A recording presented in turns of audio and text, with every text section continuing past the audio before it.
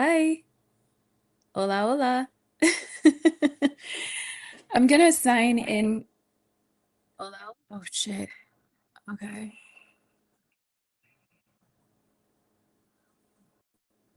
I gotta mute myself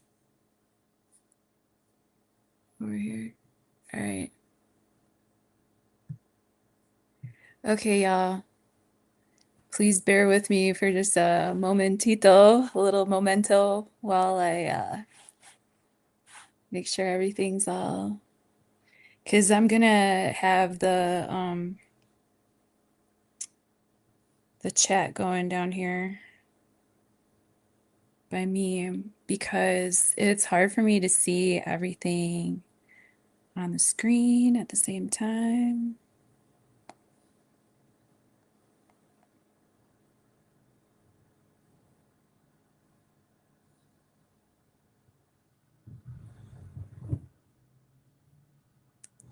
Oh, um,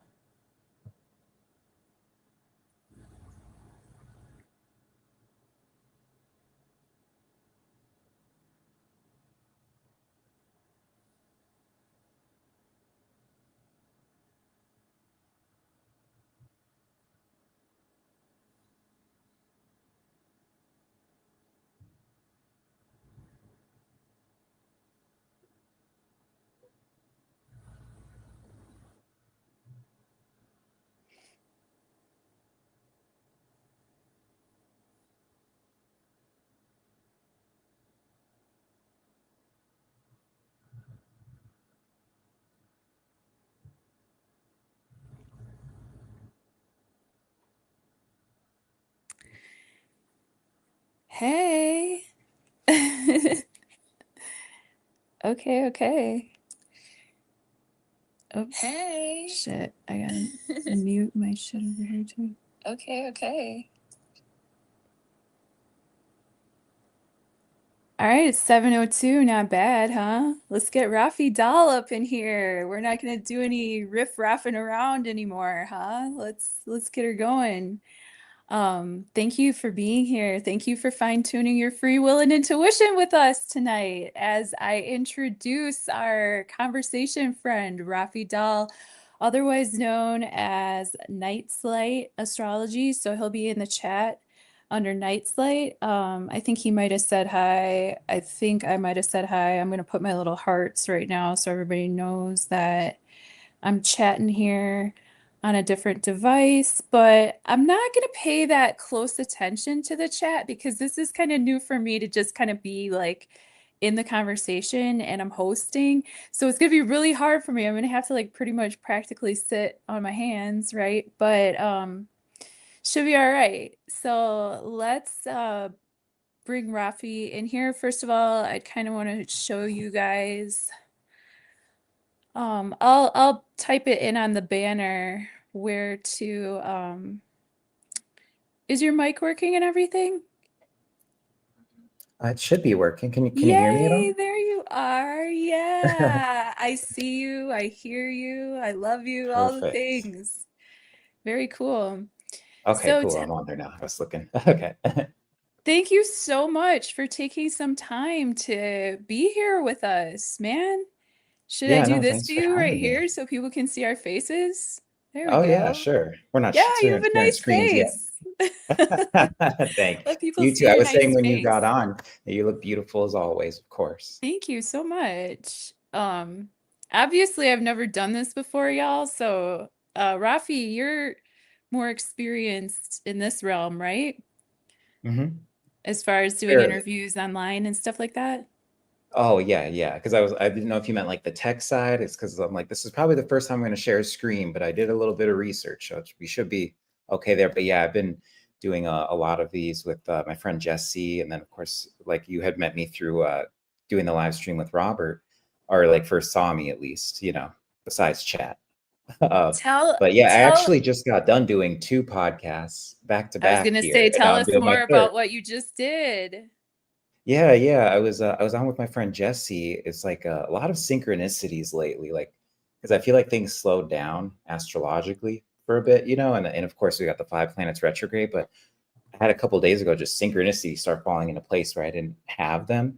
So only reason I bring that up is I did about an hour with Jesse and we just talked about current events and stuff, threw a little bit of astrology into it, and then afterwards he had a guest on that I love when he has this guest on. His name is Tyler, and then he actually wanted to do the a three-way, so we talked about his second ayahuasca experience and Oh my gosh. just really got into cross-referencing that with human design and astrology, and it was just a great conversation. We went for like about 2 hours. Oh, tell us where we can hold on, tell us where we can find that information. Yeah, it's going to be Transformation Podcast, and I can link it in the chat here too. Yeah, could Uh, you please? yeah, Yes. Transformation Podcast with Jesse Hunt here. But I'll get that linked here while we're chatting. Okay, let me catch up on who's in the chat really quick. Christy Aphrodite, shout out to our homegirl, Christy Aphrodite. This is like, look at us. Like, I busted out of the other side of the screen, man. Like, most people, I guess, well, for most of us here, like, we already know each other. We got Christy Aphrodite here. She is an amazing homesteader, amazing herbalist. She comes up with a lot of solutions to, like naturopathic, homeopathic solutions. She has a Yeah. channel people can check out. She's the Ozarks Church of Natures. We got Nora, our buddy Nora Rashid, the Queen of Speed. Oh, Oh, love Nora. you. She's driving and listening. We got me with my freaking hearts, as per usual, right? We got Christy is sitting by the fireplace. Oh, how lovely. Warlanda's cup of coffee with Scream. Yay. I I love you, gotta and update I'm my glad chat. you're here. And Paula and Josie. Oh my gosh. Thank you, Paula. Paula was okay. So Rafi and I were watching Merlin's channel yesterday. Do you want to? Yeah, That was a good one, right? I think that it was was one of his really. first live streams too. Yeah, it was. And then I think I only got in there for the last hour and a half or so, and it was just Yeah. phenomenal. Like I feel like I missed so much. I'm gonna go back and watch what I missed. Yeah, yeah. Well, it's a good rewatch.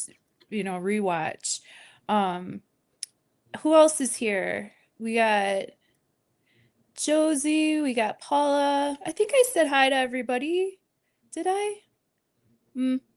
Well, Oh, we'll you know do what? our I best can't. to try to say hi to people as you come in, but um my eyes just like aren't used to doing all this multitasking necessarily. So what Rafi and I were thinking about doing today for the show here is we're going to read each other's charts. And he has my birth chart information. Maybe I should stick this over here. I might be able to see it better. I'm all Oh yeah, like I know. I'm like discombobulated. over here. Like I'm used to having two screens for doing this Mm-hmm. kind of. So I'm like having to kind of switch between, and I don't even know if my chat's updating. So sorry, I didn't say hi to anyone. I can't see the link. Did you post the link for the I did. I think it doesn't allow me to though because I'm not like a moderator. what? Where are Something you? I'm like about to make you a mod right effing now. We're not even gonna put. that. I don't see you though. Put something in there. Just put like a heart. Oh yeah, for sure. Oh, Trish, hey oh, Trish. Yay. Oh my gosh. Just Trish is here. She is an excellent reader. And actually, while you make your comment, there we go. she Did it uh go through? what? She's a great reader and she just did a reading for me actually. Oh, sweet. Mm-hmm. And so if we have time at the end, I'm going to share that. But thank you for being here, Trish. Sorry it's taken us a little while to like kind of get rolling, but if Robert Phoenix taught me anything, it's that like we can kind of like ease into the process, right? Like say hi to people, like Yeah, kind of really. get it moving as we get it moving. My phone is running out of battery. Um, and people are like, "Where's this stream?" Well, I set up the live stream on YouTube, but then I had to go back to StreamYard and like start a new one. So if you click on my channel, here we go. Good Oh Lord. yeah. Um,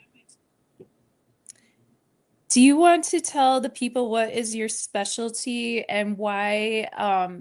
Something that I find really unique about the two of us is how different we are, actually.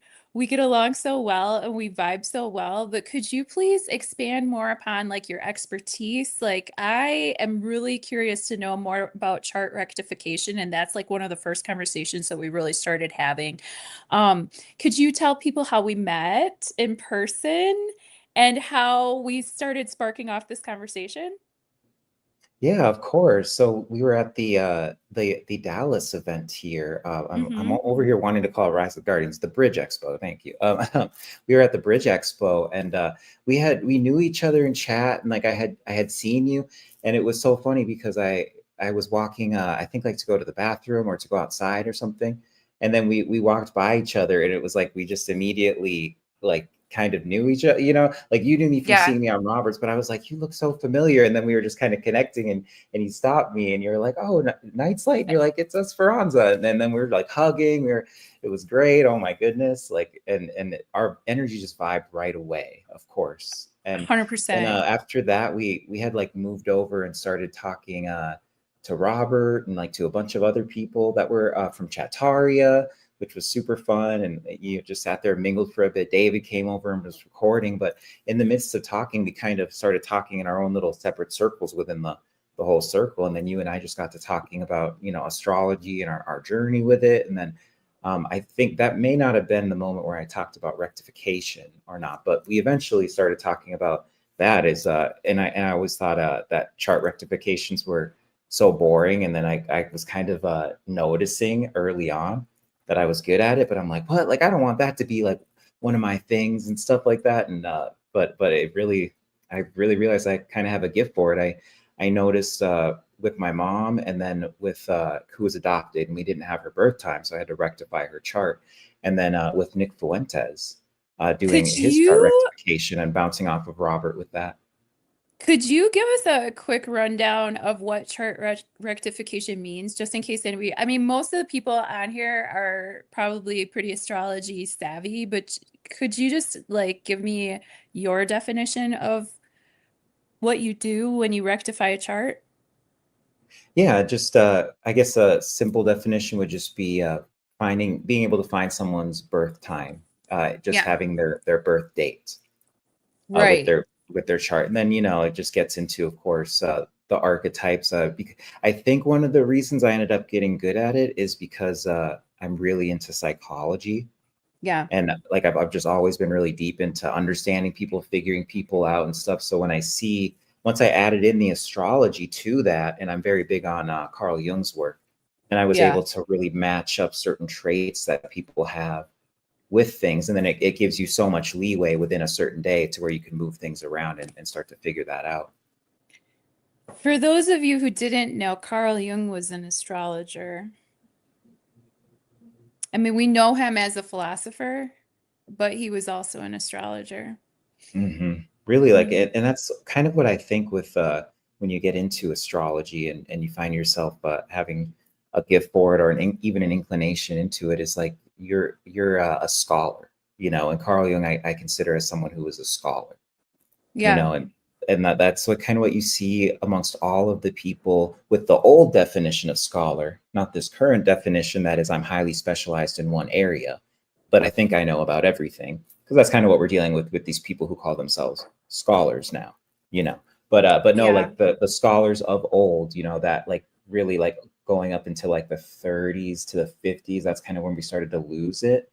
Those were the ones who really knew so much about just what we define as science now, and then also the spiritualism and philosophy and just all these things like coming together. And I found that the astrologers that I'm drawn to, the ones that like taught me, as well as just the ones that I vibe with, are very well-read people in all of these realms. And I think it's very useful. Yeah. I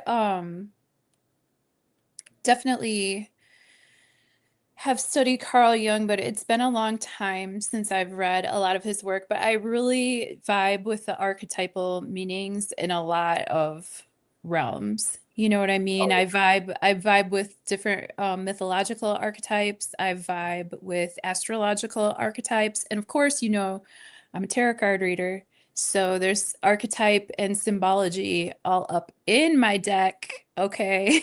All yeah. day, all archetypes. So, And let I me mean, ask you, uh, like what got you into tarot, by the way? And like what was your journey with discovering tarot? oh heavens. Okay, so, gosh, I should text her right now. I'm gonna text my friend right now. My friend Emily, I was at her house as a guest. And actually, I did an interview with her on my channel. It's called Featured Friends, and she's just such a brilliant nurse practitioner. And she is a really intuitive person. You know what I mean? Yeah, And yeah. I was staying at her house probably in my early 20s. So this was like 20 some odd years ago. And she had like her guest room or whatever. And I was grabbing some socks that fell to the side of the bed or something like that. And lo and behold, here's this tarot deck.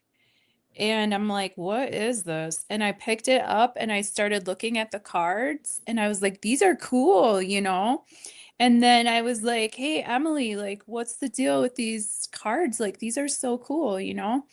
And she's like, "Oh my gosh, don't show my husband." He'll like her husband Luis at the time.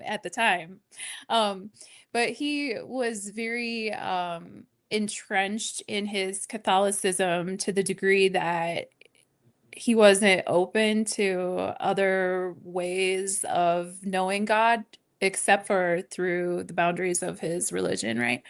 So Mhm. I was like, well, shoot, I'll play with the cards. I'm like, I won't tell Luis. I'm like, I'm gonna play with the cards. So that was like my first, they just sort of bumped into me, honestly, Rafi. Like I wasn't really looking. They kind of just literally bumped into my foot. So I thought it was cool. So then after that, I started pulling like one, two, three cards a day, just learning them one by one by one. There were a lot of really good Oh, websites at that time to learn tarot for oh, good. Biddy Tarot. That's a great beginner tarot website. Um, there's a lot of really good teachers that I've had like throughout the years. Astrology more than tarot, I'd say. But the tarot just kind of grew on me, man. Yeah, and it just Yeah, keeps growing on me. You know what I mean? Like I keep learning more and more and more about it. Like there's a lot of that makes people, sense. yeah, that they can delineate that symbology. Like, do you ever watch Slick Dissident? Oh, yeah, I know who that is. It's been a long time, I think. I know that Goodness name. sakes, man. I mean, he breaks it down with the symbols. Or Mario over at Symbolic Studies. Oh, he's incredible. Oh my goodness. Yeah, And then so these he's been are, doing one for every season this year, and that's just been great. it just gets deeper and deeper, right? Like the more we Yeah. like do this stuff, it's just like the wormhole just keeps swirling and swirling, you just get deeper and deeper. Like for you, like have you have you kind of been a natural your whole life or kind of more My of thing a is student? kind of interested in it my whole life. I didn't realize how deep it went. And it was always something I put on the back burner to research later. I was always into other stuff. So I started believing in astrology when I was awakened. This would have been like 16, 17 years old. Okay. And then I always paid attention to sun signs. Yeah. And then I would Yeah. like tell people all about their sun signs and all that stuff. And like I like thought I was like so great and so cool with it and all that stuff. But I really just didn't know how deep it went. Like I guess at some point I had heard, it goes deeper, and I'm like, oh, okay, like, and I put it off for later, put it off for later. Like I'll eventually research this. And then it was my Saturn return that really brought me to it for some reason.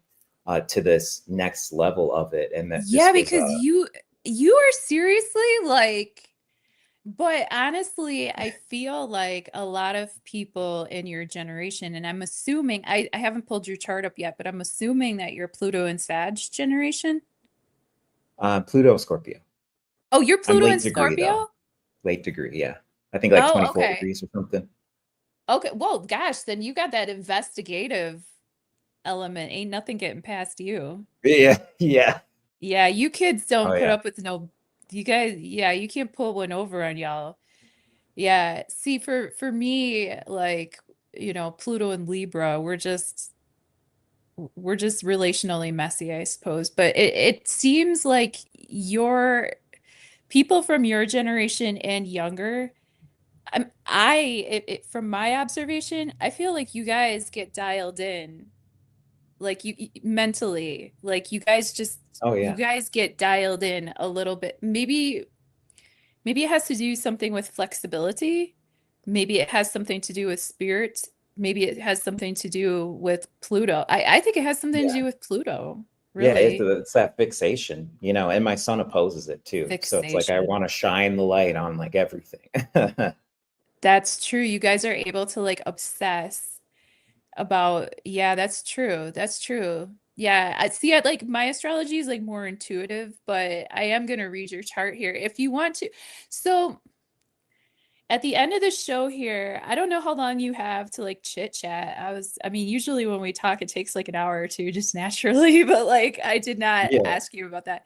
And then I'm gonna drop a oh, Biddy Tarot. Oh, well, hey, Heather or Miriam. Oh, I'm sweet. not ever sure who it is from that channel. What's up? Thanks for being here. And Okay. Butterfly Now 19, my thank chat looks you. updated. Sweet. Yay. Um, yeah, so we can riff for like a long time, he and I. Like we get going on these Oh yeah. topics. Rafi has a specialty in delineating current events. Like I had mentioned before, kind of touched on before, I think that this dynamic's really interesting because I'm coming from a place of like kind of a farming background. Um, Oh, I have an cool. academic background. I'm very like Taurus moon. I'm very earthy. I'm very Wisconsin. I'm very Midwest. I'm very, Yeah. you know, I wouldn't say I'm necessarily grounded all the time, but I definitely am not swept up in current events like at all. Like half the stuff that you guys talk about and like the people whose charts that you're doing, like I don't even know who they are sometimes. Yeah. Like the Yeah. Alexis Wilkins, I was like, I don't even know who the fuck it is. Yeah. But I figured it out. But I figured it out. And that's why I'm friends Yeah. with people like you. And that's why I follow people who are different from me because that's how I learn, Well, and and it's maybe like, likewise too. You know what I mean? Like mhm. I get something from it too because I am so involved in this stuff. Like someone who's disconnected from it balances me out too. Well, yeah, you can watch my farming videos, Yeah. I know it's which so are everything's so pretty too when you're recording. Like I've seen some of the ones out in the back and yeah. we have a good time with it. I have another channel that's down Oh, below. You can click on that. That's got like some music and just fun stuff, farming, just whenever I just feel like being a dumbass in front of the camera, I just post on that channel. This channel is more for astrology and tarot. This is business. This is like my yeah. mullet. Business in the front, party in the back. Oh, But definitely today we were going to zero in on kind of like each other's charts, but I was going to look at the transits too and see how this specific new moon energy is maybe affecting you and me on a personal level, but also like for the rest of us, like maybe other people can learn from us doing this. So does that sound good to you? yeah, that sounds great. And I've got plenty of time too, so I won't be in any type of rush or anything if we want to like chit chat after and all that, like you were saying earlier, like no problem. Perfect. Yay, thank And there's you. always a flow when we talk, so it's just. I know, right? Well, hopefully other people find it entertaining too. We don't take too long. Thanks for spending some of your evening with us, by the way, everybody. And hi Yeah. Sharon, how are you? Um, thank you for taking some time, to chill with us. And I just felt like cozy, I'm in the recliner and it's like, oh, we're all just Yeah. like cozy, just talking together, and it's kind of neat. So, okay, I'll go first. You can pull my chart up. You can do that from your end, or do I have to do something? I should be able to screen share right here. Okay, I think this cool. is it. Share screen. Okay, perfect. So I might have to change this so that you can do that. And then we'll just do my entire screen because I got it all set up. Okay, there we go. And then we can, oh, I got it granted access. Good thing we're just working through the kinks right now, you know?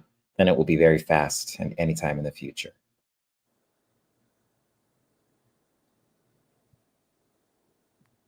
All right, there we go.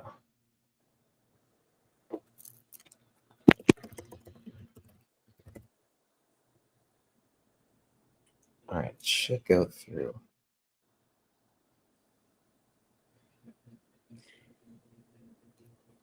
So Rafi and I both, when we read other people's charts, we do not look at this ahead of time. So this is like it's because it's like looking at the cards ahead of time. Like I probably wouldn't pull your cards and then talk to you about it. You know what I mean? You're sitting right here with me, or I'm doing my quick hit tarot, like I'm reading it as it comes because it's sort of like almost like channeling. It's almost like a flow, right? And Yeah. so he has a similar style of doing that too. So he just got my birth information, like whatever, like right before we went on here, basically. And I still honestly have to pull his up. So while he's pulling mine, is it sharing? I have to leave the room and come back, and then it will let me share screen with you now that I Okay, gave sounds it cool. permissions. So I'll Okay, be right perfect. back. Awesome. Hey Sam, what's up, dude? Nice to see you. I'll come back here and just say, yeah, I have been doing some traveling. I've been traveling here and there and everywhere, but I'll probably talk more about the where and the when after it's done, because I mean, gotta have some secrets, right? It's Scorpio season. You gotta keep a little bit of the mystery, right? Um, Definitely for me, I don't know if you guys want to chime in. I know Heather from uh, Woke One's Revolution is a really great astrologer and intuitive. A lot of you in chat, Nora, you're a great astrologer. Warlanda, so are Oh you, yeah. even though a lot of you are great astrologers, and your perspectives are really appreciated. And I'm just curious if anybody has felt anything. I know that some of you have felt this moon in different ways. Scorpio energy in general, it's going to be, kind of on the more deeper side. When you think about water, you know, there's three water signs in the zodiac, right? Cancer, Scorpio, and Pisces. When we have Cancer, that's represented by the crab. Is the picture working for you, Rafi, or No, I guess not. do you need Still, me to do? I can I'll try one more thing here. Maybe if I just do I do it have like to? this, could it work? Um, oh, there you went. I don't know where you went. Oh, he left again. There's three water signs in the zodiac: Cancer, Scorpio, and Pisces. When you think about Cancer energy, that's represented by the crab. So that's the type of water that's kind of like close to home. Like that's the kind of water that's like in your sink, that you're brushing your teeth with, that you're taking the shower with, right? That's the kind of water that's like close to the shore. You can imagine like the crab like scurrying in or scurrying out. But then you get to Scorpio. That gets a little deeper. The scorpion is interesting that it's a water sign, right? Because the scorpion is a desert creature. Um, But the scorpion is a water sign because it's deeply emotional. And water All right. represents emotion in both the tarot and in astrology. Water is life, and our emotions can kind of dictate, we usually feel things before we think it or are able to see it, right? You can feel somebody coming into the room before you see them, you know? And water signs are very aware of that. They're very aware of the emotional temperature in the room. They're very aware of even you can imagine a fish swimming in water. They can't swim through mucky water for very long. Oh, here we go. Oh, so you need me to put it on. Okay, here we go. Nice. All right. Uh-oh, that's it, guys. Looks Here good. we Okay. go. Here we go, guys. It's all on the table. You Putting it all know, out there, right? we had talked about this earlier. I said, "Hey, I have this idea for our conversation. I'm gonna call this. I don't think I said that I was gonna call this the new, but I decided to call this the new because we're talking about new perspectives, new moon energy, and well, shoot. Depending how it goes, maybe we could come back once a month and shoot the breeze and just, see what's new, basically, right? Oh yeah. So, and also like we were thinking about other people to talk to as well, or if anybody has a suggestion of who would be great in these types of conversations too, just like shoot me an email. I am on my website, esperanzabense.com, and there's a contact page, and anybody can hit me up over there, for inquiries, readings, what have you. Um, by the way, where can people find you for readings, Rafi? And we'll reiterate this at the end.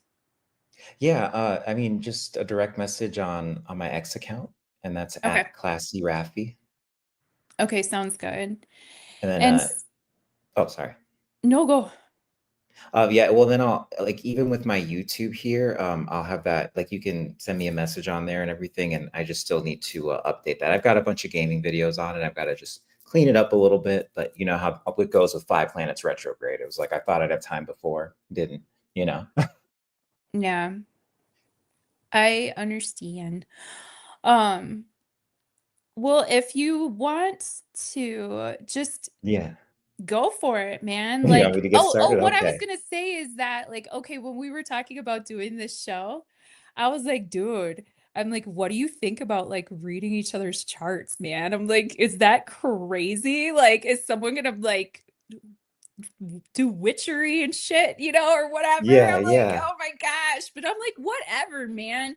I already show my ass on many occasions. Here comes the Mercury retrograde, and I'm just swearing all over the live stream, like whatever. But yeah, like you can learn from seeing me in the open, right? And it is what it is. Like I think that astrology is a great tool, and I don't think that anybody's gonna know anything about me specifically that we'll about to find out. Yeah. Fat Well, and I would say, Fafo. yeah, right, right. Okay, let me give you the stage here, friend. And why don't you tell us what you see? I'm Yeah, yeah, of course. I think the first thing, well, here, let me use my cursor so people can see what I'm looking at. You can see this, right? Just looking up at your 11th house. Can you see me moving my cursor at all or? Oh, shoot, sorry. Could you hear me? Oh, yeah, yeah, I think it was muted. I was like, Oh, my bad. but yeah, is that you can see me moving the cursor? Oh, I can see you moving the cursor, bro. I can see that cursor Okay. moving. It's Okay, moving and and this is grooving. like this is just the first thing I'm like looking at really. I'm not even saying this is like the most important part of the chart or anything, but this is like what's drawing me in first. And then it is that that Taurus moon that you mentioned earlier and in the 11th house, and I really view that as like a comforting energy for like people around you too.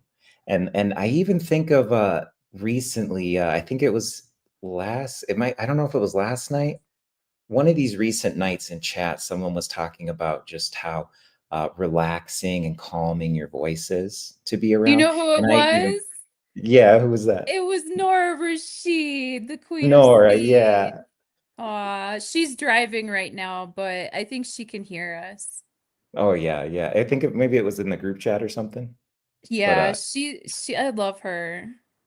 oh, she's incredible. I was so happy that I got to meet her in person. Like, wow. And her and I chatted at that dinner with Robert and just like totally hit it off. Like, I can't say enough good words about her. She's incredible.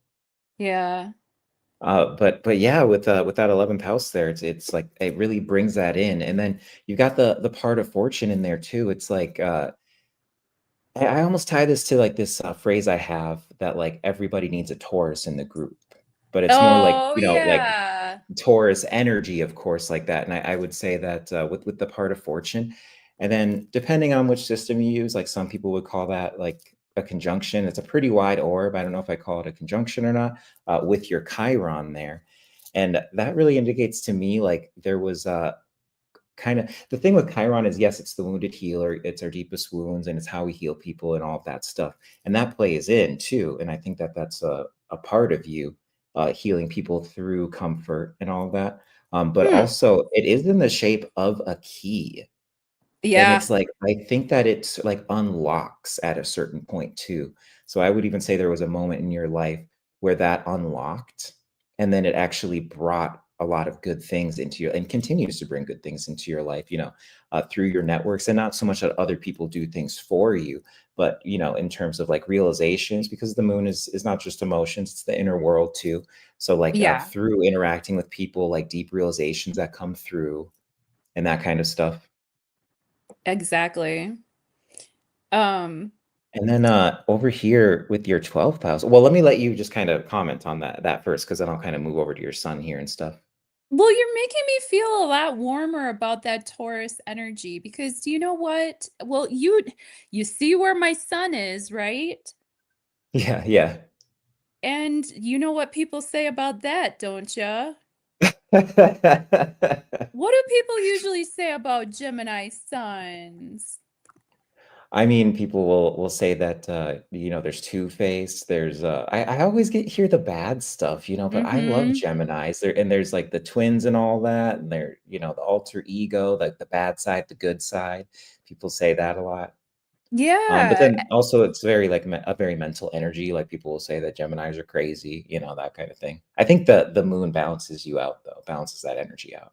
I was That gonna comes with say it. all of that is true.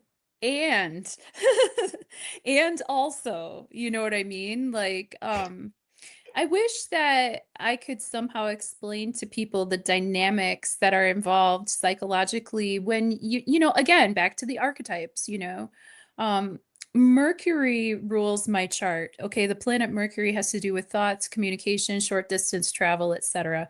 Um, just for anybody who doesn't know. And Mercury rules my sun, but who's my chart ruler, Rafi? It would be your moon, right? Since you're a Cancer rising. Yeah. I'm ruled by my moon. So when people talk about just general astrology, just like the horoscope astrology that they read in the newspaper, they just don't understand. They just don't understand, man. I'm more than just my Gemini sun. Yeah, yeah, really though. So what else do you see here? Oh yeah. Well, that with the 12th house sun, because we kind of briefly touched on the Gemini sun, but it is 12th house.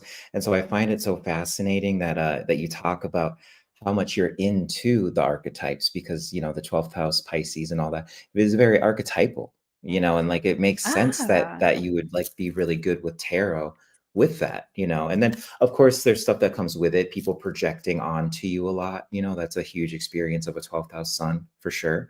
And it's conjunct your Vulcan, and with Vulcan, like people kind of, I've seen a few different readings and ways to view Vulcan, but I like Robert's way of viewing it, of where it's like this the forge, and it really ties in and plays in with your moon. I would think like they're kind of like this I don't know if I want to say like anchor, but like this very good point on your chart and where the energies do balance each other, because there's that like forging that's coming through. It's like you reach these new realizations, you're able to ground yourself in things through the ideas that you have. Like you can manifest those, that you can send those over to your Taurus moon, and then you can involve other people in it, and create that abundance, like on this collective level within your networks and all that. And I mean, even just being a Gemini itself, it does deal with communication with other people and all that.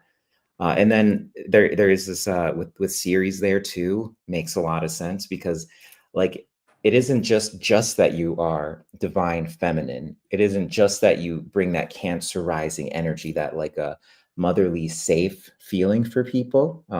But like on top of it, you can switch between your modes of femininity, and I would expect that like that you follow like the Lilith energy pretty well. Is that like about right?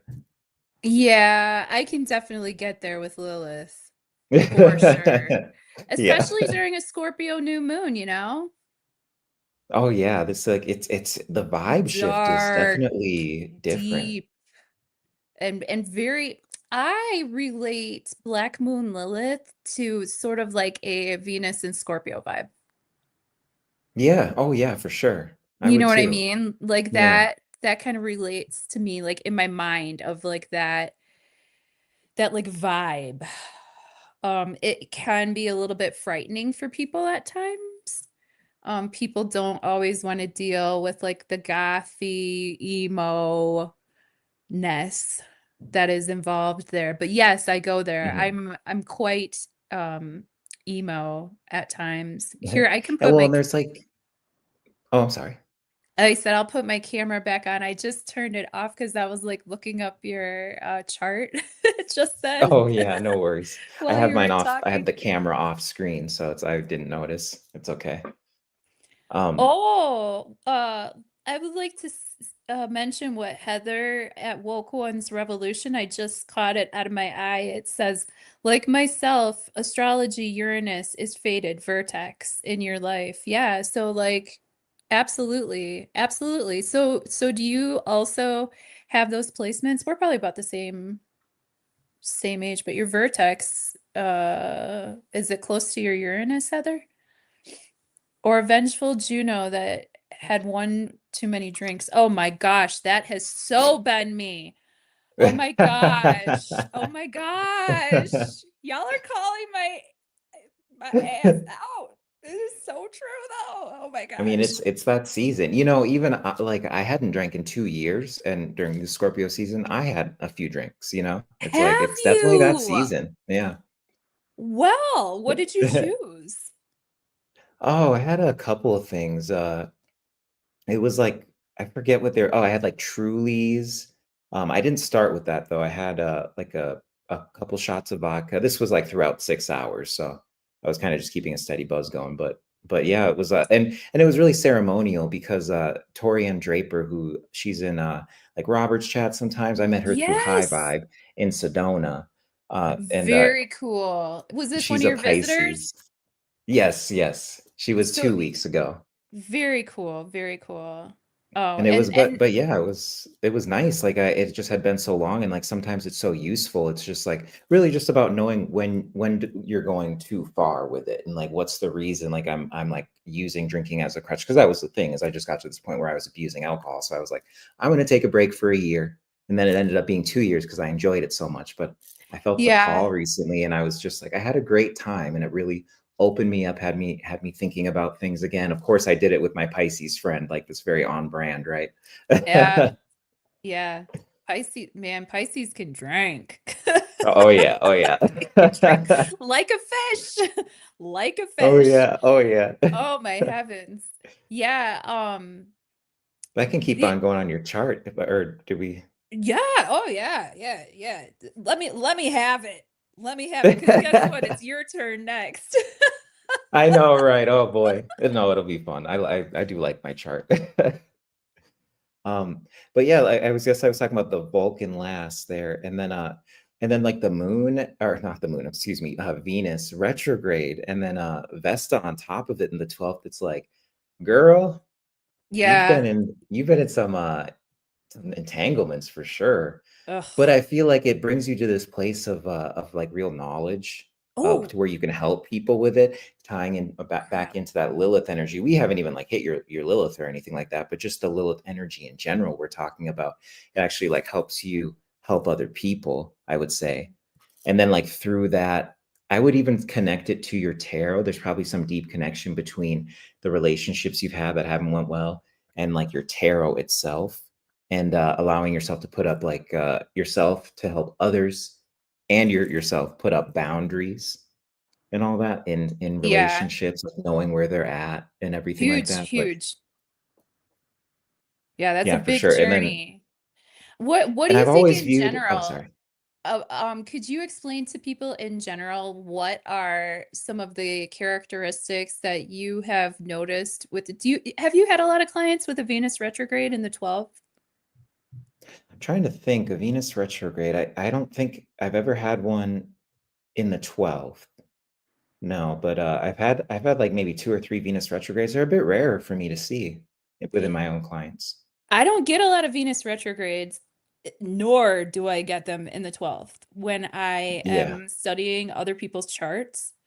So, I mean, not only do I have the blind spot of looking at my own chart, like, you know what I'm saying? Like, you can Yeah, never yeah. look in the mirror and see yourself fully. Like, it's And just and that's what's so impossible. exciting about this too, is like, like having similar people that we're into, and like we have our own styles, but then like it's just like we know that we're at least like working with good information and good vibes and all that stuff for these readings. So it really lets us be receptive to.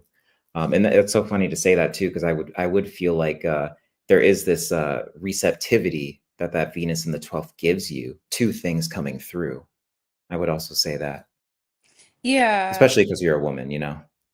Hmm. Yeah, I think that is true. And what just in general, because this could help other people that are watching this too. Venus is the planet of love, beauty, money. um when Venus is in a strong position, when she's happy, imagine Venus is like a luxurious, abundant empress card type woman, right? She's grown, she's fertile, she's luscious, she's able to reinvest and have her wheat fields keep growing and growing and growing.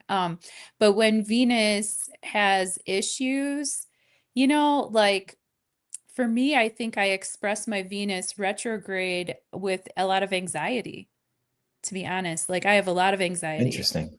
Yes, I have, and it's hidden from people because it's in my 12th house, so people might not realize that I'm having like a freaking anxiety attack. You know what I mean? But Yeah, yeah. I'm almost always having one. Almost that always. that kind of makes sense. Yeah. Well, Life it life almost scares me, man. yeah, But yeah, actually I can actually see that. Yeah, because I mean, with the 12th house, there is like this I don't want to say like it really because of the hidden aspect of it, there are times, I'm not going to say all the time, where it gets tied to like the hermit type of thing, and then like I feel like you could carry that over to, and I'm not like necessarily calling you a hermit, but it's more just like the hermit is going to feel secure like in their own space, like tucked away, you know what I not to mean? and mention the then and then like crab. tie that to anxiety. Yeah, yeah. Hmm. And then I was even going to say like cuz with your what's it called, with your Mercury there, like that's in your first house there, and there's not necessarily any type of connection to it there, but I mean that is your rising sign too. And then it's like yeah, it's just interesting. And the Mercury I was kind of tying a little bit with like the anxiety too, but I haven't even really gotten to it. So that's just an initial thought I'm having. I might even like take that back, honestly. But were you gonna say something? I was gonna say, tell me more about Vesta and how do you feel with the Vesta conjunct the Venus? Because I just got a comment. I'm not doing that great of like keeping I I don't really like I'm not really keeping up with the comments that good because like I'm such a good chat person that this is really hard for me not to just be sitting here like in the chat. Like I'm like, wait a minute, I'm supposed to be focused on this darn show I'm hosting, and I just still want to Yeah, be in the well, and I chat. have the old chat window open here, so I need to actually open Oh up the new one. gosh, I've yeah. been putting it off, so I haven't like maybe I should open it up really quick. But what's the question? And sorry, you guys, because yeah, I had to start a new stream. So if anybody missed the memo on my bad, man. Um, I'll do better next time, I promise. My question is, in the chat here, I just saw Heather say, your chart makes me wonder if in a past life you were a nun at a monastery taking care of elementary aged children. And oh, thank you, Nora. Oh. I'm the strength card in tarot. That's really interesting, Nora, because I've been pulling that card for myself a lot lately. You are a very intuitive woman. Thank you for tuning in. Oh my gosh. But she was saying that, and I'm wondering with the Vesta conjunct the Venus, I'm wondering if that does have sort of like this nunnery, like virginal kind of quality to it. Um, especially there in the 12th house. Just explain to me why I'm not getting laid. No, just kidding. Well, it's so funny because yeah, I actually do really like that. And I'm like happy you went there because like it's almost like I wanted to kind of see what you lay down first, like to feel where, but I guess it's you, so I shouldn't really be worried It's about where we me. Come go. on. Anything goes. We can always delete Um, this live stream like later. Who cares? right. Let my ass But hang it out. is like it's like the devotion, inner focus, and like I've even like tied wisdom to it a lot of the time. But combining that with like the retrograde Venus energy very much does give like that's very fascinating and like so enlightening that she came up with that because I don't even know if I would have come up with that and that's such a great descriptor of it, like that nun-like energy, and Yeah. not even saying that that per se is you, but like you know, like that No, that's but very I like that. honestly, like my little sister has been calling me babushka since I was like 16. She's like, That's you are so such a cute. little old lady. She's like, you are just a little babushka. She's like, you just need to put the freaking scarf on your head and you're good to go. I'm Yeah. like, yeah, yeah. I'm good. I'm a babushka. I'm cool. No, and that's like that's totally that energy with that placement there. I really like that. That's incredible. I'm actually just opening up the chat. I'll move to your first house here. I'm just opening up the chat so I can kind of keep up with you and I can help you go through the chat a little bit. Thank you so much. And thanks again. Just thank you so much. Thank you, everybody. Like, this is a lot of fun for me to try something new. And like I said, I have a lot of anxiety. Um, I think some of it comes from inside me, but some of it comes from outside of me too. Like, electronics kind of give me, like, I can feel Wi-Fi. Like, can you? You know what I mean? Like, I can Yeah. feel, yeah. Like, it, Yeah, I've recently gotten to this place where I'm trying to get more in tune with my body itself because I'm a very, mental person, and mhm. like I wouldn't even say like mental as much as like conceptual because I feel like a lot of heavy Gemini placement people will be a lot more mental than me, but I'm always conceptualizing things and I need to kind of go within myself a lot more. Okay, I got the chat up by the way. Oh, we're gonna dig into that in your chart, mister. I'll tell you what. Yeah, as Okay. far as just general vibes are concerned, I think that I do really well when I exercise more and get into my body more too. But I'm also just such a cozy person. Like you said, I have such hermit vibes that like I just love being so cozy all the time that like it takes a lot to get me to want to go somewhere and do something. Oh, hey, Janice is I've in there. I've Good been to see trying. you. Janice, there she is. Aw, yay. She is a Gemini. Oh, Oh yeah, Janice. oh yeah. I Janice. love it. Oh gosh. And I had the pleasure of hanging out with Janice right after bridge. Yeah. right after we were at the Bridge Expo. Good old Tom. Tom, thank you, Tom. By the way, Tom, something is coming in the mail for you soon, by the way. Um, Oh, Tom sweet. was so kind. A lot of you all know who Tom is, but if you don't know who Tom is, well, he is T Jordan in chat and he is fabulous, as is everyone in chat is fabulous. Tom is especially fabulous though because he spent a freaking 6 hour car ride with me, man. No, maybe 12 hours because it was 6 hours one way, I think, and 6 hours the other. Or I forget how long it took. It took a while. It took a little while, put up with my and we just had a jolly good time. And but yeah, Tom and I stopped by to see Janice on our way back. And Janice, man, gosh, now she's a Gemini who has grounded herself in her homestead. I'm Yeah. similar in that way. I ground myself doing similar things, growing food, working with animals. That helps. Lately I've Yeah, been and like trying to and with hike more. her and yourself too, like I'll see the like where that like mental energy comes in and that quick-wittedness, like that sharpness and everything like that. And it is the kind of thing that you have to ground for sure. Yeah. Yeah. So what else do you see there, mister? Yeah, so going on to your Mercury here in the first house, this is kind of like, of course, going back to this, it made me think that this is some portion of where the anxiety comes from because it's in the first house of self, first house ruled by Aries, of course, for anyone in the chat.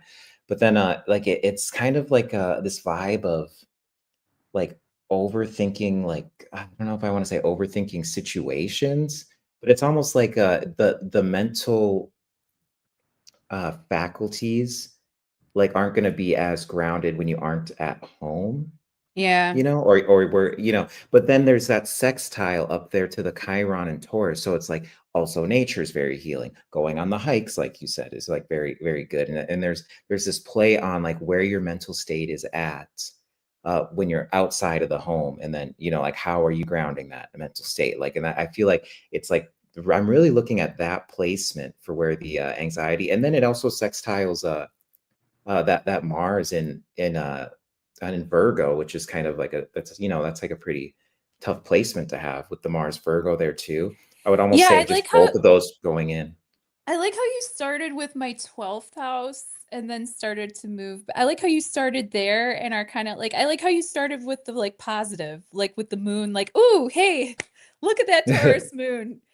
Because now we're coming down. Now we're coming down. Now we're coming Yeah. down to the empty ass second house. We all, and then we get to the third house, and then we get to the fourth house.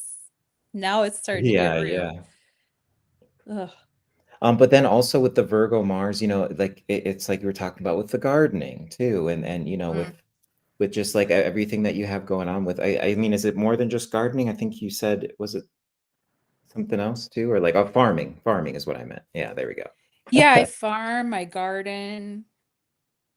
Yeah, and that's just beautiful. But with that like sextile there, like technically they're great placements, technically. But it's just when one is out of alignment, then it's like the other ones kind of have these problems. That's just what I've noticed within my clients personally.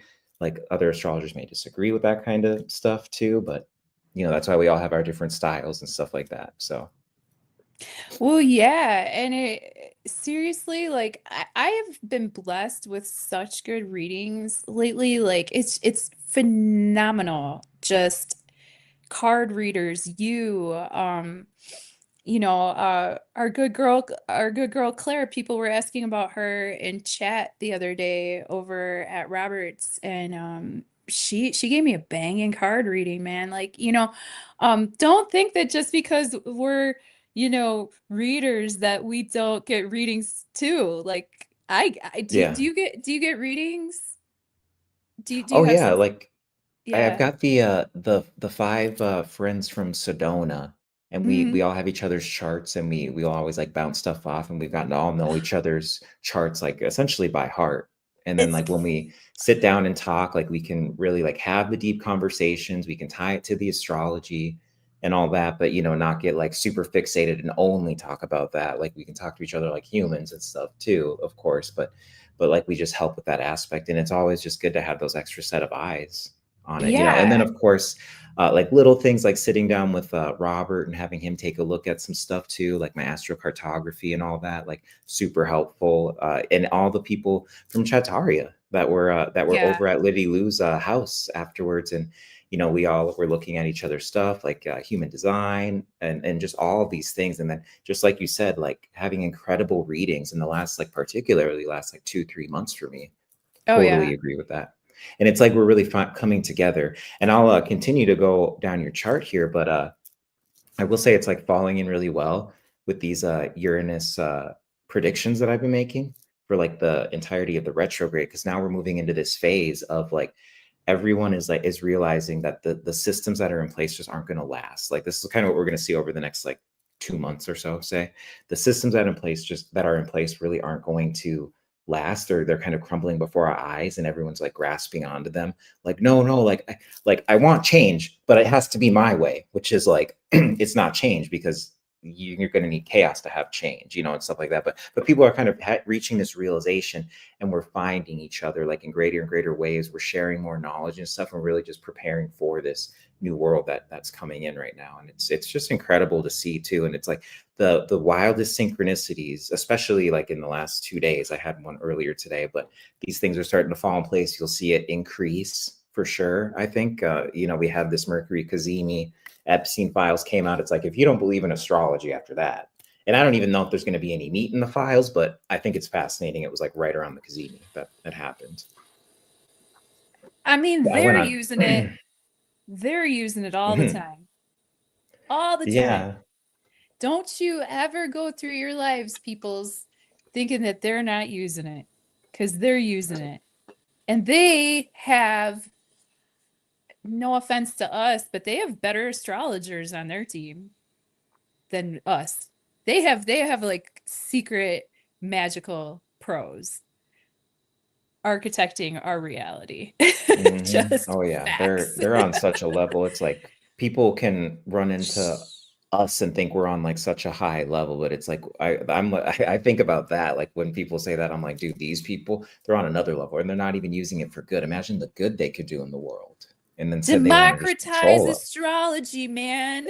us. Astrology for the people, man.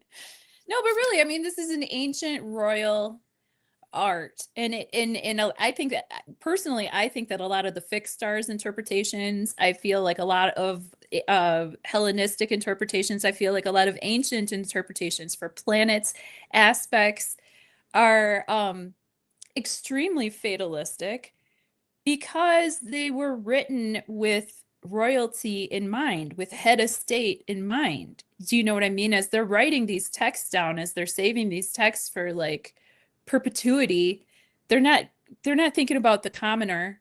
They don't want the commoner to be empowered in this way. Like when you see yourself and when you know yourself, then that means that you can outsmart yourself.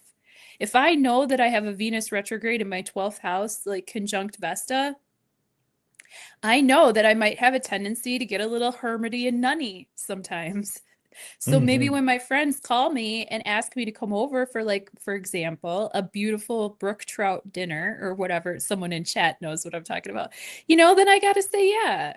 You know what I mean? And this is why astrology helps us out. And not only that, but we could sort of get in tune with the weather, which is what you have a specialty of predictions. And when Rafi was talking about the Uranus transits, and also when he was talking about Robert, we're referring to Robert Phoenix of Robert Phoenix 11th house astrology. And if you just search Robert Phoenix astrology, you will find his page. Many of you already have, and you already know, but that's who we're talking about.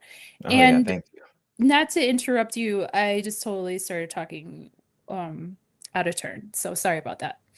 Oh no, it's okay. And I mean, I did glance down at your chart here too, just like while you were talking, and then I had something come through, so I'll just like say it while it's fresh in my head. But looking at your Juno placement, and like I love Juno, like I definitely like I want to dive deeper into Juno because I figured out some incredible things in people's charts with Juno. Yeah. But in your second house, ruled by Taurus, and then it's in Leo.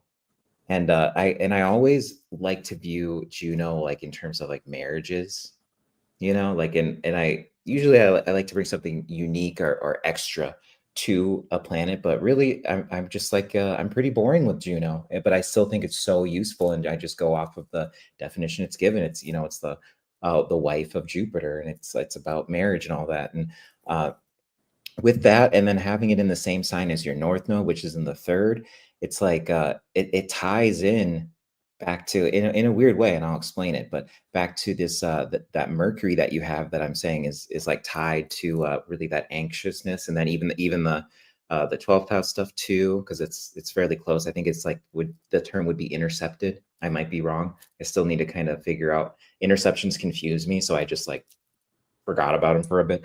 But What are you trying to relate? oh What is yeah. the aspect that you're looking at? I at Juno here. Juno So I'm and tying it. So I'm tying that Juno to your Taurus, because it's second house, to what you have going on in Taurus. oh, okay, okay, And okay. then I'm tying it to that overall thing with the Chiron, and how that was tied over to your Mercury, like that whole Yeah, thing. So I'm yeah. tying it kind of into that, and really like I think in this new world that we're moving into, and I'll have to like pull up your transits to go with this, but like that will be something that comes along. And I'm like impossibly single as well. We've talked about this, but like I think that the person that you find that will be the person you're supposed to be with will definitely have like, they'll have that energy, that balance, like it'll be a grounded energy, which is useful for those Taurus placements that you have, but it will actually dissipate the anxiety, which I know will actually kind of probably be difficult to hear, because like you are such an independent person, and like, what, like this is going to go away like when I find a man, like that's like ridiculous, and that's like disempowering almost, but I do think really and it's going to come from the direction, of course, that you're headed in this new world, and the energy that you take on, because your north node is there as well, and that's in the third house. So it's like, but literally, like you will just meet the person, though, it'll just come, and then you'll realize like, wow, how did I like live like this before, almost, which is, it's kind of like difficult to say. I'm sorry, but Well, maybe this nun's got to leave the convent. I will yeah. say with that Juno in the second house, I will marry for money. 1000, Yeah. 1000%. Because And that's I wanted to very, bring that up. Like he would bring some security for you, and yeah. that would bring my anxiety way down, way down. Money, Yeah. money helps. And another insightful thing that you just said, too, very insightful, is that in a partnership that could help lessen my anxiety. And that is so true. That is 1000% true. That's very insightful of you to notice that. So you were noticing that between the relationship between the moon in Taurus, Juno in the second house, and making a relationship with my Jupiter and the North Node in Leo. I see. And Yeah, and then because like even as we move on here, there's these trines that go up to your Chiron, so it's like holding a lot of energy, and I just feel like that's a very big part of the anxiety, and and that was like my initial thought too, was just like marrying for money, but like I didn't want to say it, so from now on, I will just oh, say I it, no will. matter how Oh, rough it is, like or how I have bad no I think it sounds, problem. I'll just say it, If you don't have money, I'm not marrying for love. because because I I mean, I'm forget. freaking old. You could see my birth date right there. You could see how old I am. I'm not marrying for love right now. No, Yeah, that's not yeah, happening. But like, I would be a really good wife, though, man. I have Juno vibes. Like, I'm such a good wife. yeah. And when I have been in long-term committed partnerships, my anxiety has gone way down. And I don't know if Oh that's because yeah, I for am sure. getting laid and I can just release that energy, like that extra just charge or extra energy. I can become more grounded. But men ground me as, but so do women too. I mean, just even just having any type of buddy is very grounding for me. Do you think Yeah, that's yeah. part of the Gemini or do you think that's Yeah, well, even though you were saying that, I would say that's a part of it. And then even just having that, that just that other person nearby, because you're so archetypal, because so much comes through you. That's another layer that adds to it, of like having someone to really like just, ground you. I hate to overuse the word ground, but like, and I feel like there's a better word I could use as well, but definitely, because I'm like, I really, a lot of people's charts that I'm reading are 12th housers. I get a lot. My mom is a 12th houser, Oh, really? Yeah, Where's her yeah. son? Sun Scorpio and Scorpio rising, double Scorpio. 12th house? She's very Wow. Is intense. she mystical? Oh yeah, she Like, dreams the do you get future. this from her? Yeah, yeah, exactly. So she like dreamed the future all the time growing up. She would like tell me something was going to happen, and then it would happen and all that. And then now like I'm in the dream world, but I don't like dream the future. I kind of do past life, but I definitely inherited like a mystical quality from my mom. Oh yeah. It's just it's more grounded in like the masculine energy, so it's kind of more of a celestial thing, but yeah. Um Let me see here. Oh, what's going on in chat? Cool. Top Look tier who's white vibes. here. Hey, Merlin. Good to Look see you, who's Merlin. here. Yay. And yeah, we were kind of like looking at your north node. I mean, I think like what you're doing now is like perfect, because you do show off this there's always like a little bit of fire that's coming through, in your tarot readings. I love to watch them. There's like, it's like a sassiness, I would say. I love the sassiness that comes through. So like, and with that north node, there's a lot of things people can put on the north node, but I found it most useful to be like, this is the direction that you're heading towards in life. And it's going to be like through communication, through these readings, through these mercurial things that you do.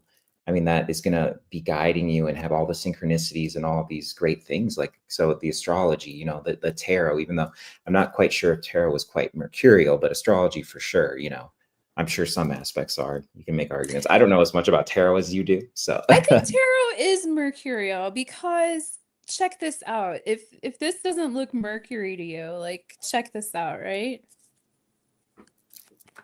Oh, here, let me pan You back know, to you. that's so Mercury, right? Like you're moving your hands, and actually a Oh card yeah, did pop yeah, out. Sorry, I'm so like ADD. I'm just like everywhere. But hey, let's read the card. Oh yeah. shit. Ten of Swords. All Oh, right. The worst. This is about as worst as it can get. This is as dark as it can get. And guess what? We're dealing with new moon energy. So that was just as dark as it was going to get. With the swords, that's kind of things coming at us, thought forms kind of coming at us from outside, and there's not like really much we can do about it. Look at this, all that information that's been coming in the past couple of days, and just all this shit going down. Like that is it's so beautiful. representative of the Ten of Swords. And then with the day dawning in the background, I believe that that represents our Sagittarius sun and moon coming, because people might not realize Oh that, yeah, like, yeah, we just had a new moon in Scorpio like early this morning at like what, 1 in the morning, 12 in the morning, something like that, midnight. But even by now, I think by tonight, the sun and the moon will have already shifted into Sagittarius, no? yeah. Because I was just thinking that too. I forgot to look at the chart of the moment, so I'm only up to date as of like 3 a.m. this morning was the last time I looked. But I was like, we should be moving in pretty soon. Exactly. So I think that that's like the kind of the dawning in the background here. Like Scorpio is, Mars energy cuts and it cuts really deep. And sometimes we might feel like pierced. Like I know there's a lot of people who were exhausted lately, who were maybe feeling like, I know Warlanda talked about it on her Cup of Coffee with Scream podcast. She was talking about feeling the solar flares, feeling like energy shooting at a person. That's kind of indicative of this. And so maybe this is a card kind of showing us that like after this dark phase, after this dark moon, maybe there's some light dawning in the background with that Sagittarius flow coming in. So, did you Yeah. notice anything in chat that you wanted to address? Nothing quite yet. I think I'm hoping that my chat is staying up to date here. Unless you're seeing anything to answer I anything, I'll haven't just keep seen going. you. Did you put anything in chat? Like, have you written anything? Because I can't see your name in there. Oh yeah. Well, now I'm in chat. I had the wrong chat open from Oh, the there you first are. live. Okay, now I want Yeah. to make you a mod. And so then you can Oh yeah, add and I your. Oh yeah, for sure. And then I see Merlin said the Moon Jupiter trine, which is of course that like going down the chart here, that was the next thing I was going to look at. And yeah, that was what I was going to say is that trine right there is just so beautiful between it. And first, I'll just talk about like where your Jupiter placement is in general right now.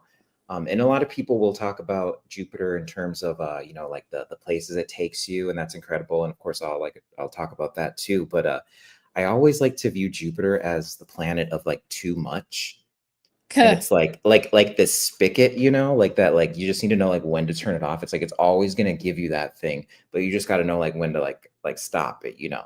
And that's the thing. And so it's so funny, it's in your third house of communication, and then it ties in all the way back to the stuff with your moon, and then like Chiron, you know, which is in the same sign, and like wanting to be like in the house or like be away from people, you know what I mean?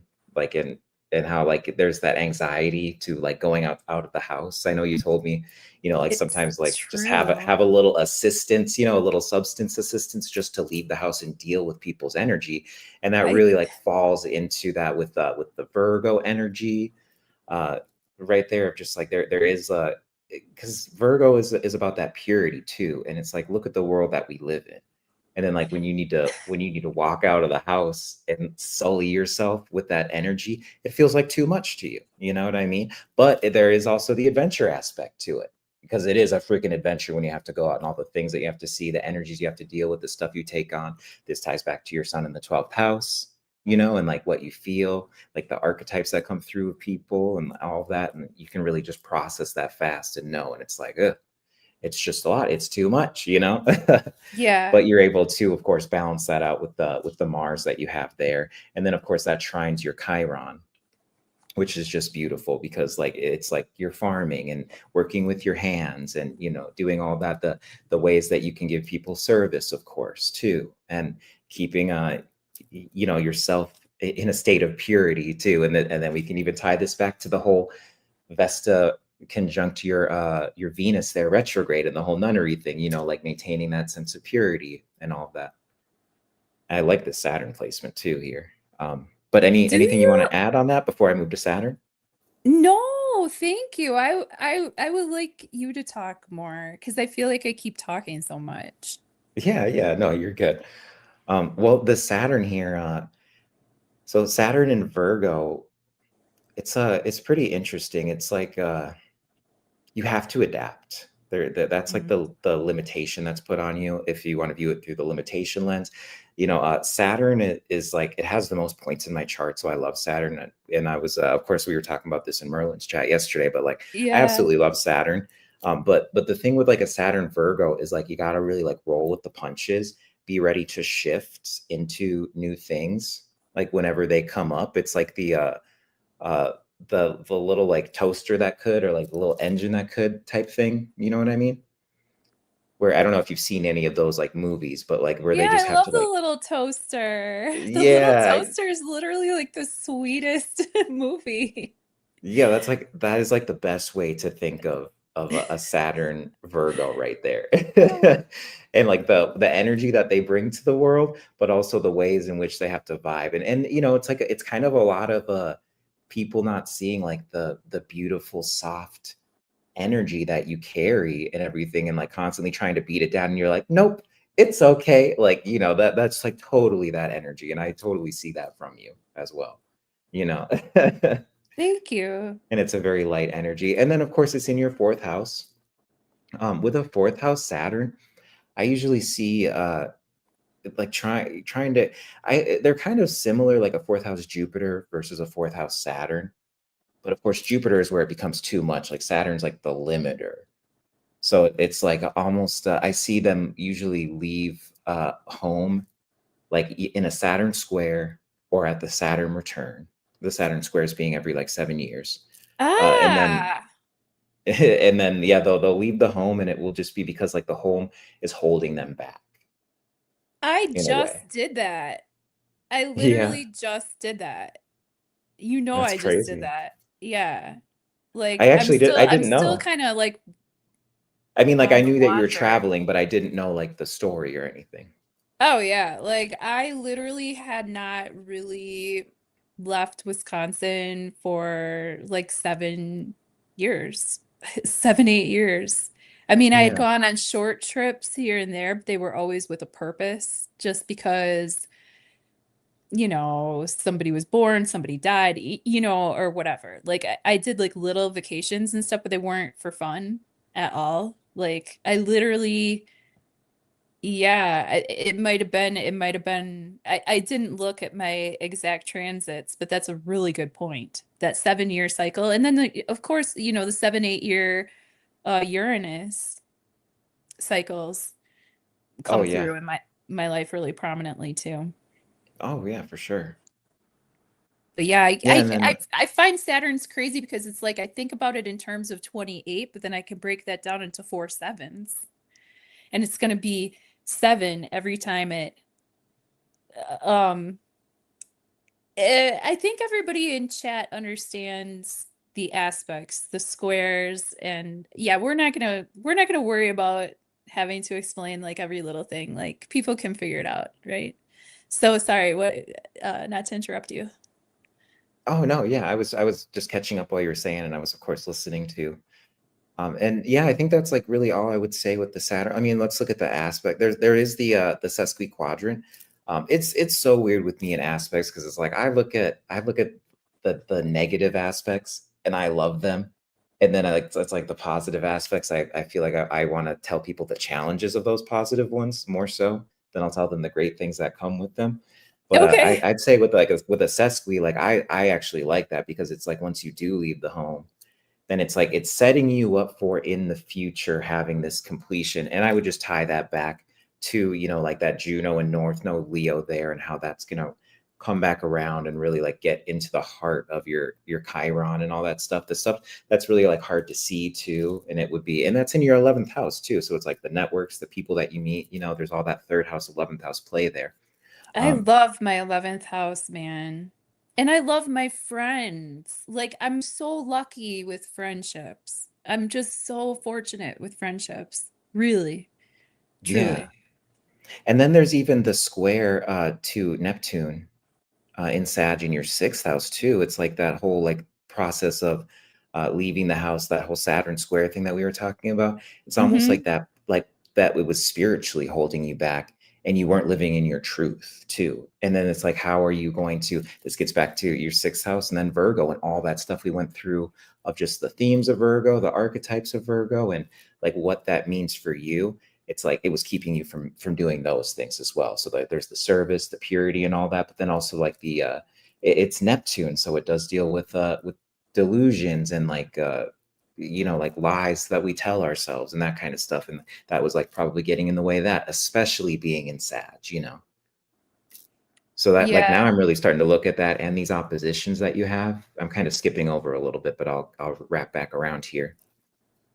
But even with like the opposition to the sun and all that, it's like your full potential like is already great. But it's or say like where you're at now is already great, but your full potential hasn't even been like realized yet. And I think a lot of us are dealing with something similar in the ways that the world is changing and what we're seeing with these transits like the resetting of the world axis, coming up February 13th. But I would even say that a lot of these things that have been happening this year for you are really to set you up for that, for this time period of like where things are just going to really shift and like you're in a very good position for things to shift in a like kind of a crazy way and like move with it as well as myself. Merlin brought up a good point and a good question that I was kind of addressing here. Oh He yeah. asked with the Saturn in the fourth house, and I've had this asked to me before. Actually, I got a chart reading done from an astrologer in Washington, D.C. Gosh, like 6, 7, 8 years ago. I don't know. It was years ago. But he immediately honed in on my fourth house and he saw Saturn, Pluto. Um, and he's like, oh wow, like were you abused? Like, I mean, he just went right for it. You know what I mean? He wasn't tiptoeing Hmm. around shit. He was just like, were you abused by your father? Or, like whatever, did you have like difficulty? And actually, to be Oh yeah, I honest, just saw his comment because that was my next was the square with the sun. Keep going. oh yeah. Oh yeah. Well, the Pluto, yeah, the Pluto should be sext or trining my sun. Um, yeah, Oh, Plu I meant like Saturn. I think I had like I just briefly went over to Pluto, but I meant to finish up that oh, all the sorry. aspects with Yeah, Saturn there. no, Yeah, yeah, Saturn. because there's even the sextile. There's a lot of aspects right Oh there. my gosh. Yeah, Saturn's all up in my mix, but do you know how it comes through in my life? You know how sometimes Robert will talk about Capricorn energy, particularly a Capricorn moon, as like mean mom energy, Yeah, and that's how it came through in my life. very interesting. Okay. Yeah, because like my dad, my stepdad, um, like they were all my uncles. Like most of the men in my life have been so like kind to me, you know. But I think that the Saturn coming through for me is like that Capricorn, like mean mom energy. Is that Yeah, that's apparent in my interesting. chart or is it just a coinky dink? Well, I would have even guessed the father thing too, but when it comes to Saturn with me, because my mom is a single mom, like it definitely ties in much more with my mother because she had to take on this role of being mom and dad, you know? Ah, So so it's it could show very, up. Hmm. Because Capricorn is the feminine sign, you know? oh yeah, Um, yeah. I associate Saturn with Capricorn, even though Saturn is obviously like the most patriarchal um luminary that we got shaking around. But Yeah, and I guess my understanding was that Capricorn is feminine because he in the mythology, like it is kind of, let's just say it how it is, like it's kind of a bitch move to go to your dad and like cut off his dangalang and all that, which he did to Uranus. So it's yep, just like, kind of like a yep. bitch move. All the women help him do it too, Mm-hmm. So Mm-hmm. Mm-hmm. but Absolutely true. yeah, I think Absolutely the true. last aspect on that, we got the sesqui, we got the squares there, and then, oh yeah, there was also the Mars square to your sun too. So I should get back to that. But let me hit the sextile really quick. The Uranus sextile to Scorpio, which is really interesting. Like in the fifth house too. I mean, oh, and I would even stretch that out. I mean, I'd be comfortable stretching that out 1 degree because I use like 3 degree orbs to really being next to your vertex too. And so like there is with the vertex, it is like there's the karmic aspect to it, of course, but it's like I always view it as like a portal through which gifts come through, insights come through. There's like past life stuff with it too, of course. People can also tie past life stuff to the South Node. But I would I would say like it's a life of like it how would I read that? Because it's in your fifth house. It's very interesting. The Hmm. Uranus aspect. Because there's the unpredictability, there's like the rebellion and all that. It's almost like And when look what when you it's do opposing. rebel, What is it opposing? your I Chiron. always I always shoot for the dynamic. You know what I Yeah, mean? yeah. And So what do that you that see? What do you see Chiron, there? I mean, it's the Chiron Taurus in your 11th there that we had discussed earlier. Yep, and the part of fortune almost exactly, right? Yeah. Oh yeah, Hmm. yeah, the part of fortune. Yeah, because I don't have that turned on my aspects for the part of fortune, but yeah. So But yeah, that almost exactly. I might have some quick shakes. Uh, a lot of my creativity comes in quick bursts. A lot of times I might have a quick shake of fortune, and it can be Yeah. as, you know what I mean? And also that electricity, it's also very electric charge, which probably also, I'm just a walking ball of anxiety. I guess that's all. That's all. But yeah, I feel like the Uranus in the fifth house, I've had incredible bursts of creativity and very surprising creative relationships.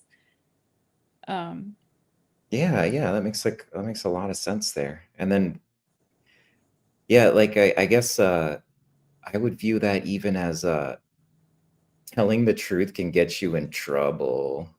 100 freaking percent. Yeah. So many examples of this. Like, gosh, I wish my friend Cooper, I really wish my friend Cooper was in the chat. He could confirm this. Fucking Cooper, where are you? Dude, I've lost friends. Okay, so I have this dude, Cooper. He's like one of my best buddies. We've been friends since God ever. Eh, Like 30 years or something we've been friends. Really long time. And he has totally seen me open my freaking mouth and have truth come out and have mutual friends of ours be like, meow, I'm done with you, kind of Hmm. stuff. And I'm just like, okay, I'll be waiting in the car And whenever it can anybody seem wants like to very take me normal. home. Yeah, yeah. It can, I would say like it can seem very normal, matter of factly type stuff to you, but there are things that people do not want to confront. And it's just like, Mm-mm. whoa, like where did that come from? It'll just be out of nowhere. It'll just be like one hyper fixated thing that someone like has like totally like scotch taped and band-aided like over years and years. And then it's just like you like open it up, but it's like, I'm just like speaking truth here. Like, what the hell? Oh man. Yeah, and that's but yeah, with that sextile to your Saturn, it's like it really just fits into those vibes of like that can, of course that can be a limiter too, but ultimately you do want to live in truth. It's a difficult like and it's funny because it's a sextile, but this gets back to my point, like I guess I focus on the bad stuff with the good aspects and then like the good stuff with the bad. But it's like it's a difficult placement dynamic, but it's very electrifying. So it's like you said, like you get these bursts of creativity. It is like the lightning queen or the ice queen even sometimes too. So you got to like which one do you want to pick? Sometimes I am an ice queen, 100%. When I'm done, I'm done. You know what I mean? Like, and Yeah. I don't really have a problem with, not having people's energy in my vibe. If, Oh yeah, for uh, sure. And then I think there was only one more on your Saturn here. Or did we catch all of it? I think we might have gotten all of it. okay. Yeah, we'll kind of focus on your Pluto for a little bit here. I'm trying to figure out what. Oh yeah, it's your Mars. That's what I was looking at. Is the Mars Oh yeah, go squaring back your to the sun there? Mars for a second, will you? Yeah, yeah, Mars squaring your Yeah. sun there. Well, and then I mean, I'd almost even relate this to the kind of like what we talked about because that's in your third house, and then going to your 12th house, and there would be like unexpected things, shining a light on things too. Like very easy for you to shine a light on things that like other people don't see, that most people don't see. It would be make like for good like investigative work, but I would even say more so with relationships too, than even like physical. Although I'm sure you're great at investigating, and researching, uh, just like research topics as well. But there is like this unearthing that it brings, and like look at it being in Virgo too, and that's like very like tending to the earth, but there's this unearthing vibe that I'm getting from it. Maybe you can hone in on that a little more, what I'm picking up.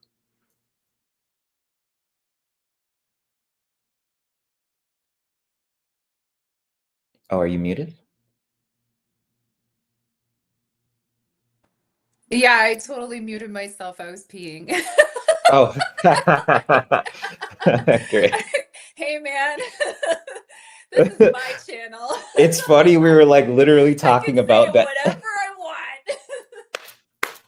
We were just talking Like, about the aspect that we're just seeing manifest with you saying that too. That's so funny. Like with the Uranus and all that. Like that's so funny. Like dude, shit, man. I was yeah, peeing. man. When nature calls, you gotta answer, dude. Um, yeah, for sure. Well, okay, here, of course, I'm gonna be hard on myself because aren't we all? But well, maybe not all, but Mars and Right, right. Virgo for me really comes through as being like, yeah, super fixated, like you said, but also hypercritical, man. Like I can get Yeah. really, really detail oriented and just, on the shadow side, like I can be really critical. Yeah, yeah. That makes a lot of sense. Because I remember I'm gonna make a mental note of that. I should have remembered that because when we had Mars and Virgo recently, oh man, I was so critical of myself because I'm a Virgo rising. I was so critical of myself and it was like bad. Like I'm never like that. Yeah. Yeah, it's something because it's like, gosh, I mean, I'm hard on myself and others. Um, I have very high expectations and yeah, it just sort of it comes through like that. But you're right. It is better channeled. Like I better channel that Mars energy when I exercise, when I dig into the dirt, when I literally take a spade and like dig into the So, dirt. Like that's a good way for me to express my Mars um oh yeah. Virgo.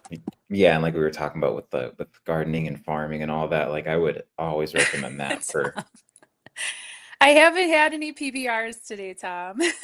But how many PBR? I am drinking out of a PBR glass to at least represent like at some point. For those of you who don't know, I'm a Wisconsin girl and I love beer and PBR is my beer of choice. Yeah. A, a lot of people don't choose PBR, but I I had do. PBR back in, when I lived in Minnesota. Like that was when I drank a lot of PBR because it's very much a Midwest thing, you Yeah.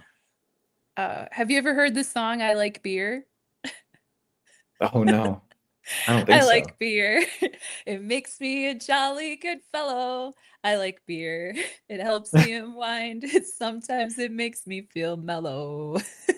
Oh Okay. yeah, really, really. But yeah. Oh well, maybe that's the perfect time to talk about Pluto. No. Okay. Let's talk about Pluto then. Oh my Shoot. gosh. Well, it's good we kind of went over all that stuff, especially with like the fourth house Saturn and all that, and yeah, that Virgo energy is strong. I read what Merlin said, the Virgo stellium. I forgot to even mention that because I wouldn't necessarily Oh. consider like what you have going on in Gemini a stellium because they're asteroids. There's sometimes I use an asteroid for a stellium, but that's like if it's like say if it's Juno and like Jupiter and like the sun or something like that. Then like I consider that like stellium because there's this tie I get with like Jupiter and Juno. Um, but no, with like the fourth house there, I mean it really ties into what we were saying about like leaving the home, the transformative energy that comes behind that, feeling like you reach this place of more balance, like with some type of home situation there. And I mean, and then of course with Libra, of course, there's the balance part of it too. But then it's like the people knowing you, I mean, they truly are transformed after they've known you. You know, Mm. like there is like this Hopefully for the transformative better. energy, and it like trines your sun. You know, Mm. so it's like it gets back to this archetypal energy that you carry to all of this 12th house sun stuff that we brought up. And Mm-hmm. then like oh, there is a way like that it transforms you too, but then you can actually really like transform other people through that stuff because of course like with Libra and the relationships and all that stuff. How do you think that that translates to my home life? Yeah, I like what Merlin said there too. With the home life, it was more just kind of like I was saying, like oh, with your current home life. Oh, thank you. Um, Thank you, Merlin. Thank you for saying that. Yeah, I don't know if you caught earlier how I was like kind of like lamenting how people dog on like that Gemini energy and stuff like that. And like when people are like, "Oh, what's your zodiac sign?" And I'm like, "Gemini," but I like roll my eyes because I there's so much more going on. Yeah, man. I always tell people I'm like, "I'm a Cancer ascendant though." Gosh, golly, you don't understand. I'm full of love. I'm full of vim and vigor, but I'm also yeah, full of Bim, I love. love it. Yeah, for But sure. yeah, like super mercurial for sure. Yeah, and of course we touched on that a little bit too, but So yeah, the that's Pluto in the fourth house, I believe that Pluto was retrograde at the time of my birth, but that doesn't really affect Pluto very much. You know what I mean? yeah, Like, yeah. like shit, it's kind of like Jupiter, you know. Like I Venus know because it's like retrograde, I'll perk my eyes up a little bit, yeah, right. Mercury retrograde, Mars, okay, now I'm paying attention, but But yeah, that's like what I've typically seen with like a fourth house Pluto is that there is like some moment in life where they, and it doesn't even have to be the home, but it could be like their, because there's also the sense of belonging too. It could be the people they felt like this belonging around for a long time, and then, excuse me, like leaving that, and then through that being transformed, and also like a lot of stuff in the chart being unlocked at that period too. Like I see Pluto like in Saturn unlocking a lot of things in people's charts, depending on where their Mm-hmm. aspects are. Yeah, So right this one, around of course, has that. 20 years old too, right at that degree Mhm. too. Yeah, yeah. Because I find the degrees to be so freaking accurate, dude. Like Oh it's yeah. crazy. Oh, and another thing too, you play with asteroids, right? Yeah, a little bit. I want to get more into it though. All right, And check this my shit friend out. has been doing a lot of asteroid work. They taught me some stuff. I think we talked about this at the bridge. I can't remember if it was you or somebody else, so sorry if I'm repeating myself. But so what I've started doing like the past like 2, 3 years when I run a chart, like is your name Raphael? Is your full name Raphael? Yeah. Okay, so I'll go into the asteroid list or whatever and I'll look up Raphael and I'll put it in your chart and I'll see where it goes. I'll see where your name goes in your Oh, chart. sweet. And dag nabbit, if it doesn't, I'm telling you. Yeah. That I am you know what? telling you. Maybe you started doing that because of the same thing with like, and this is what I've been putting off, but Sedona Angel was Oh, the does she one. do that? She Where she's is been she? I she wish got she us was into here. that. Where is she? I don't know. I should have texted her. It was such a busy day. Sedona This is my Angel, third where are podcast today. you? So I was like, I didn't really Oh, I text love anyone. her. We are so blessed to know so many intelligent, wise, pun intended, people in this realm, man. Thank you, Oh yeah. internet. Thank you, internet. And it's And just thank gonna you, keep God. increasing too with these transits. Yeah, But let me try to round out your chart here so we're not stuck on it for too long here because we're thank almost you. done. I might skip like a couple aspects, Yeah, I mean, it but doesn't have to really I be, kind of, it doesn't have to. Just do what you think. yeah, I kind of went over that. Yep, we got that like sextile to Uranus. So I mean, really, and then like the vertex too. Of course, you remember what I said about the vertex. I forgot to kind of follow up on that. But then, like with all that like Uranus stuff that comes through, it's like I would think with that placement, with it being next to the vertex, I think you get a lot of blessings in disguise. I think is Oh, like a yeah. huge thing. Like it just is like, well, what the fuck just happened? Like what the, and then you're like, oh, that's why it happened. And then the people that were in that situation, like some wild, crazy, terrible shit happens to them. And you're like, oh, like I guess I got out of there in time. Like Yeah. that's kind of what I read that as. Yeah. That's deep. That's deep. Nice eyes, Rafi. Nice eyes. Oh, thanks. And then I kind of went over your Neptune there, and then the vibe behind that. I mean, yeah, with like really, and really what I look at is just what I said with the Neptune stuff. I don't really think there's a whole lot more to add. Of course, it's not even a personal planet; it's a collective planet. So, but there's still the personal aspect with the house. But I'll just move up Yeah. to the that South Node Aquarius, Mm. and I feel like that's like, even though you and I are so different, I feel like that's kind of this connecting point on our chart. Yeah. Right. There is like it's like a conjunction, I would say, like to the moon, since it's a luminary, I can give it that extra allowance. My moon and my Saturn that I have in Aquarius there in those last degrees. Okay. And then like this is in your ninth house, like I'm a ninth houser as well. And so I really think, and this is like the stuff that you carry, the skills you carry on from like a past life.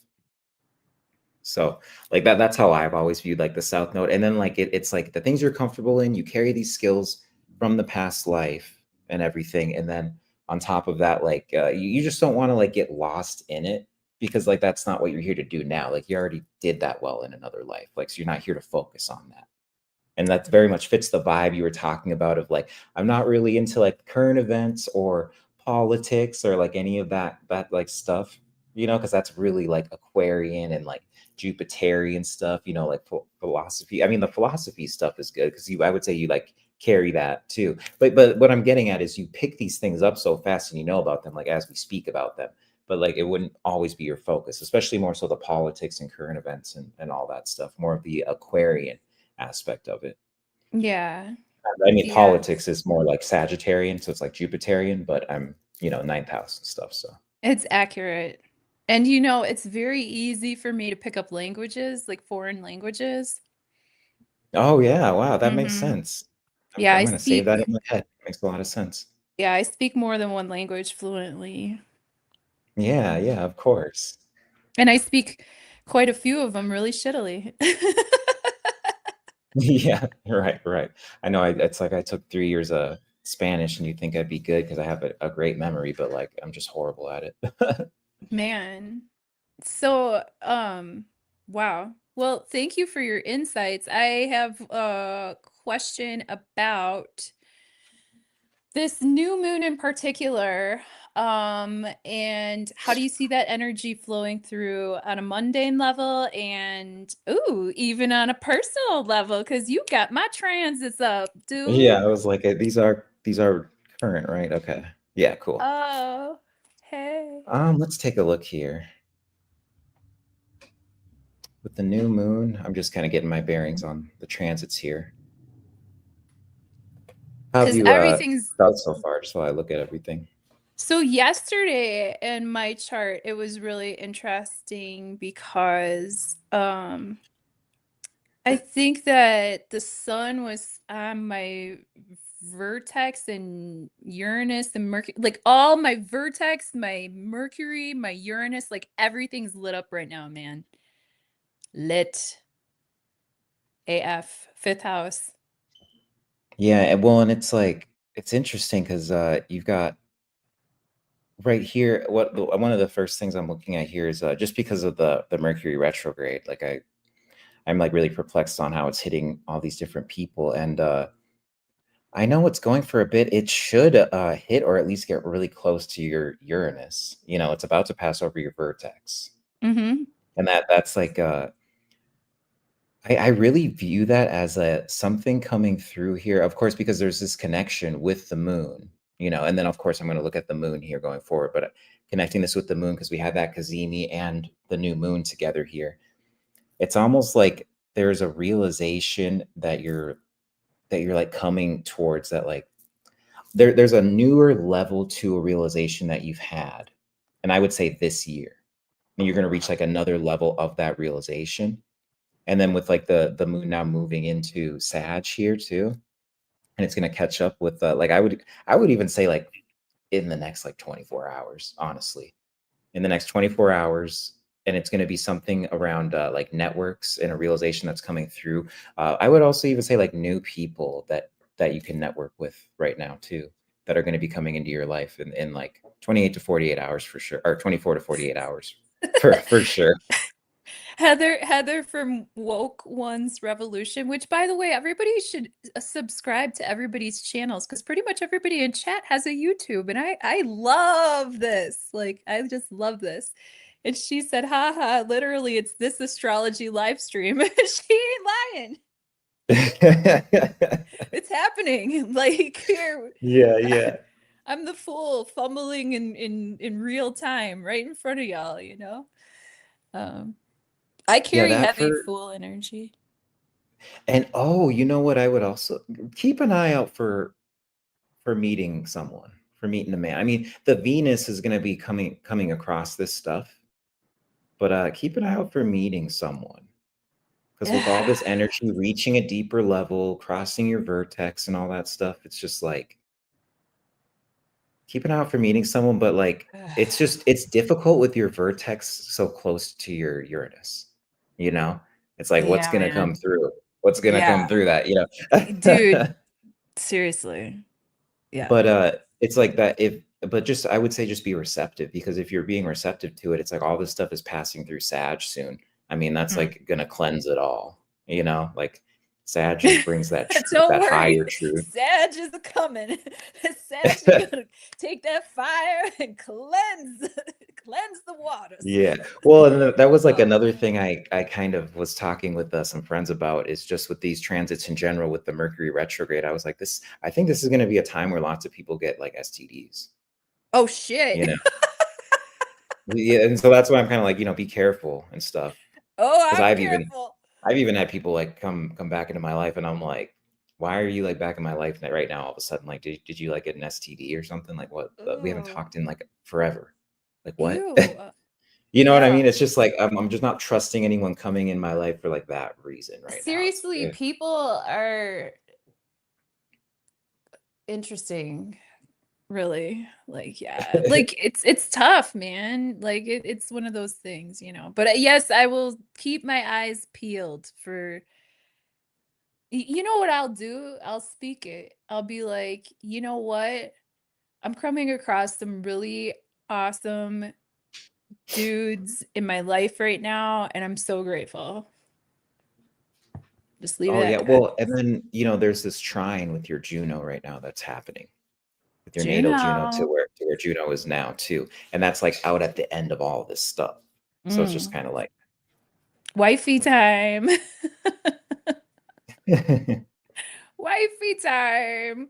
I have been doing the housewife thing for a long time though, man. I'm just not married with kids. oh yeah,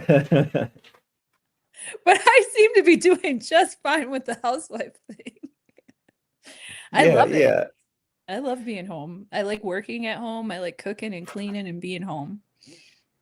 Um, Well, do there's you like think I mean, it's totally in your chart too. Like that's perfect. And like that's another part of Virgo too. Of the Virgo stuff is kind of just the routines, the daily routines, and like the house chores and that kind of stuff. And I'm a Virgo rising, so it's like kind of like if I have that kind of routine, house chores and stuff like that are all done and squared away, all the full clothes like folded and stuff like that, like I'm good, you know.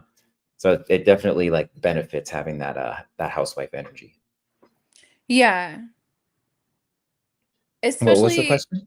since like maybe I was born that way because in the home that I grew up in, like I ended up having to do a lot of that stuff myself. Like my mom was pretty like not doing it. So yeah, good thing I have Juno strong in my chart to kind of keep me, you know, keep the household going, keep people with their lunches packed and whatnot. You know what I'm saying? It's just in Yeah. me. It's what I do. I like to mom people, but then that's tough in my partnerships, you know? Yeah, And and then I'm looking also I just was checking your like where Saturn is right now for you and everything too.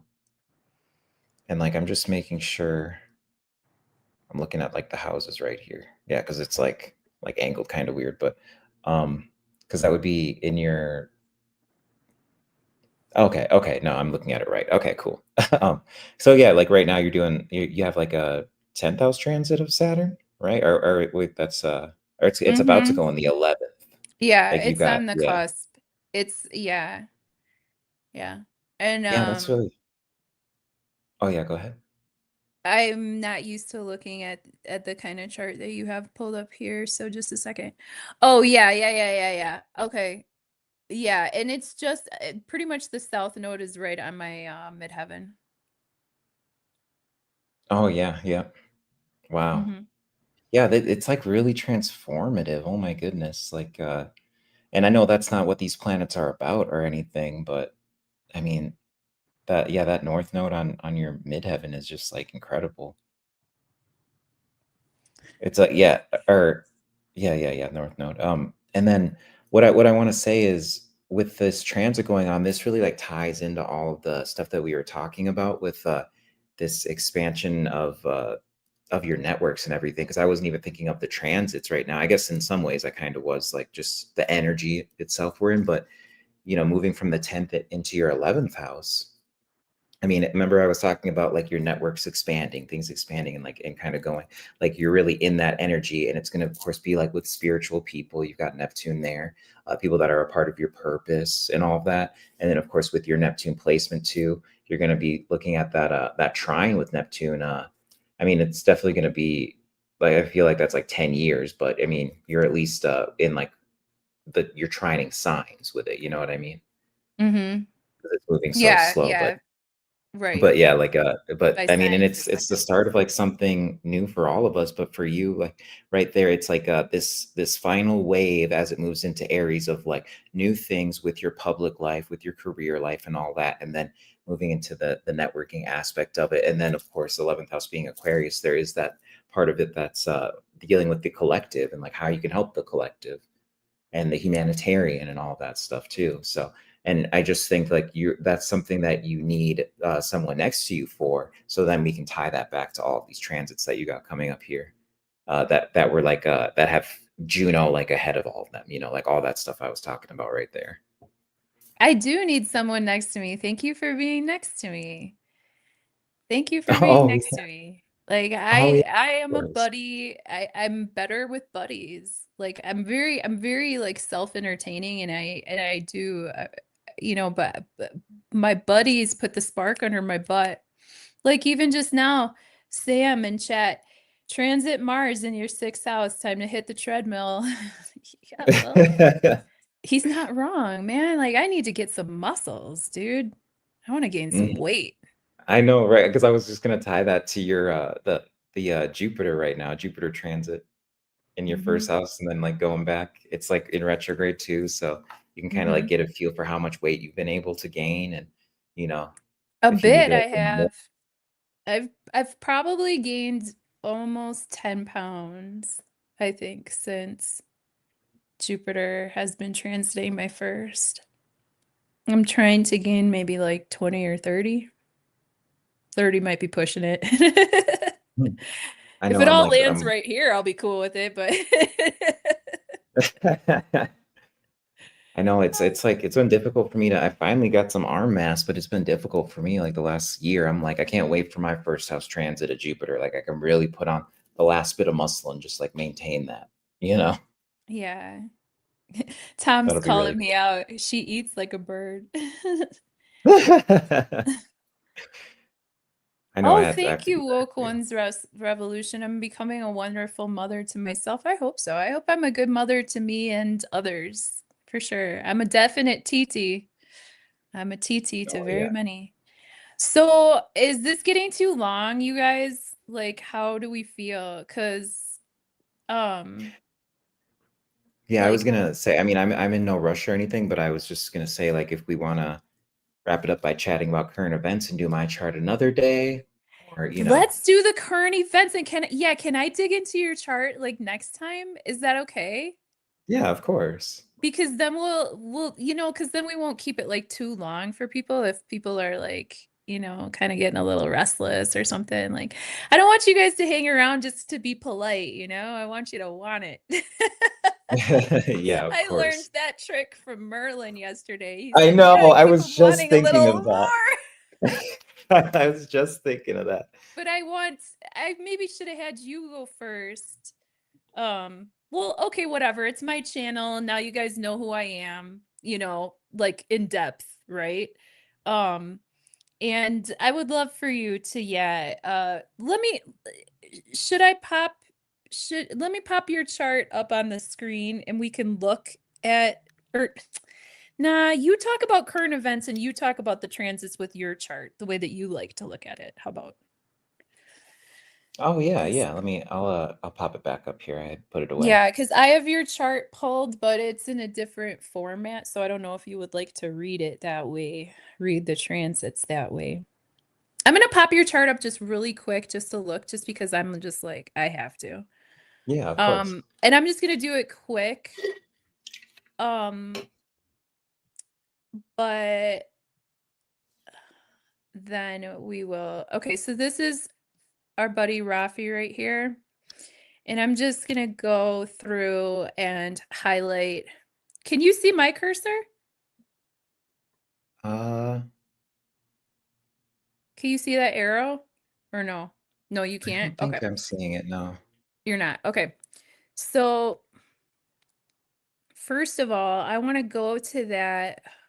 Yeah. Okay. So, look at, yeah, your aqua moon over here at 26 degrees. Now, I'd like to highlight that he was talking about that in my chart, how his moon is damn near conjunct my south node. Okay. So, it might have been very easy for me or almost second nature or almost like you said like almost past life stuff because when we came into contact with one another it was almost as if we already knew each other.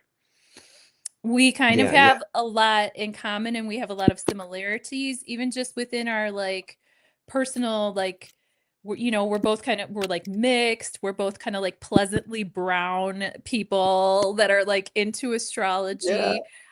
His vertex is also right in there along with that Saturn, which is, exalted here, the fullest that Saturn can possibly get. And then over here with Vesta over here. So we have uh quite a bit of a grouping here with the Vesta, the Saturn, and the Moon.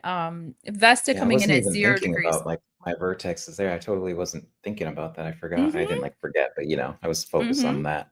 That's so cool. Well, and that's what we were talking about too, like last night on Merlin's channel about like the blind spots. And I look at my chart often and I didn't see half the shit that you see. You know what I mean? Like it's like just Yeah, incredible just having another set of eyes. Like it's just, yeah. Um, And then let's see here. We got the moon. Okay. The moon is squaring the sun and Mercury. Oh, the sun and Mercury are damn near conjunct right here in Taurus, um, which is very close. My Chiron, I think, falls at 15 degrees of Taurus. I got my moon at 3 degrees in Taurus, but you can see where like your sun, your Mercury, and my moon and my Chiron are all together. So coming together with that earthy vibe and grounding us together, it could be actually a healing experience for me.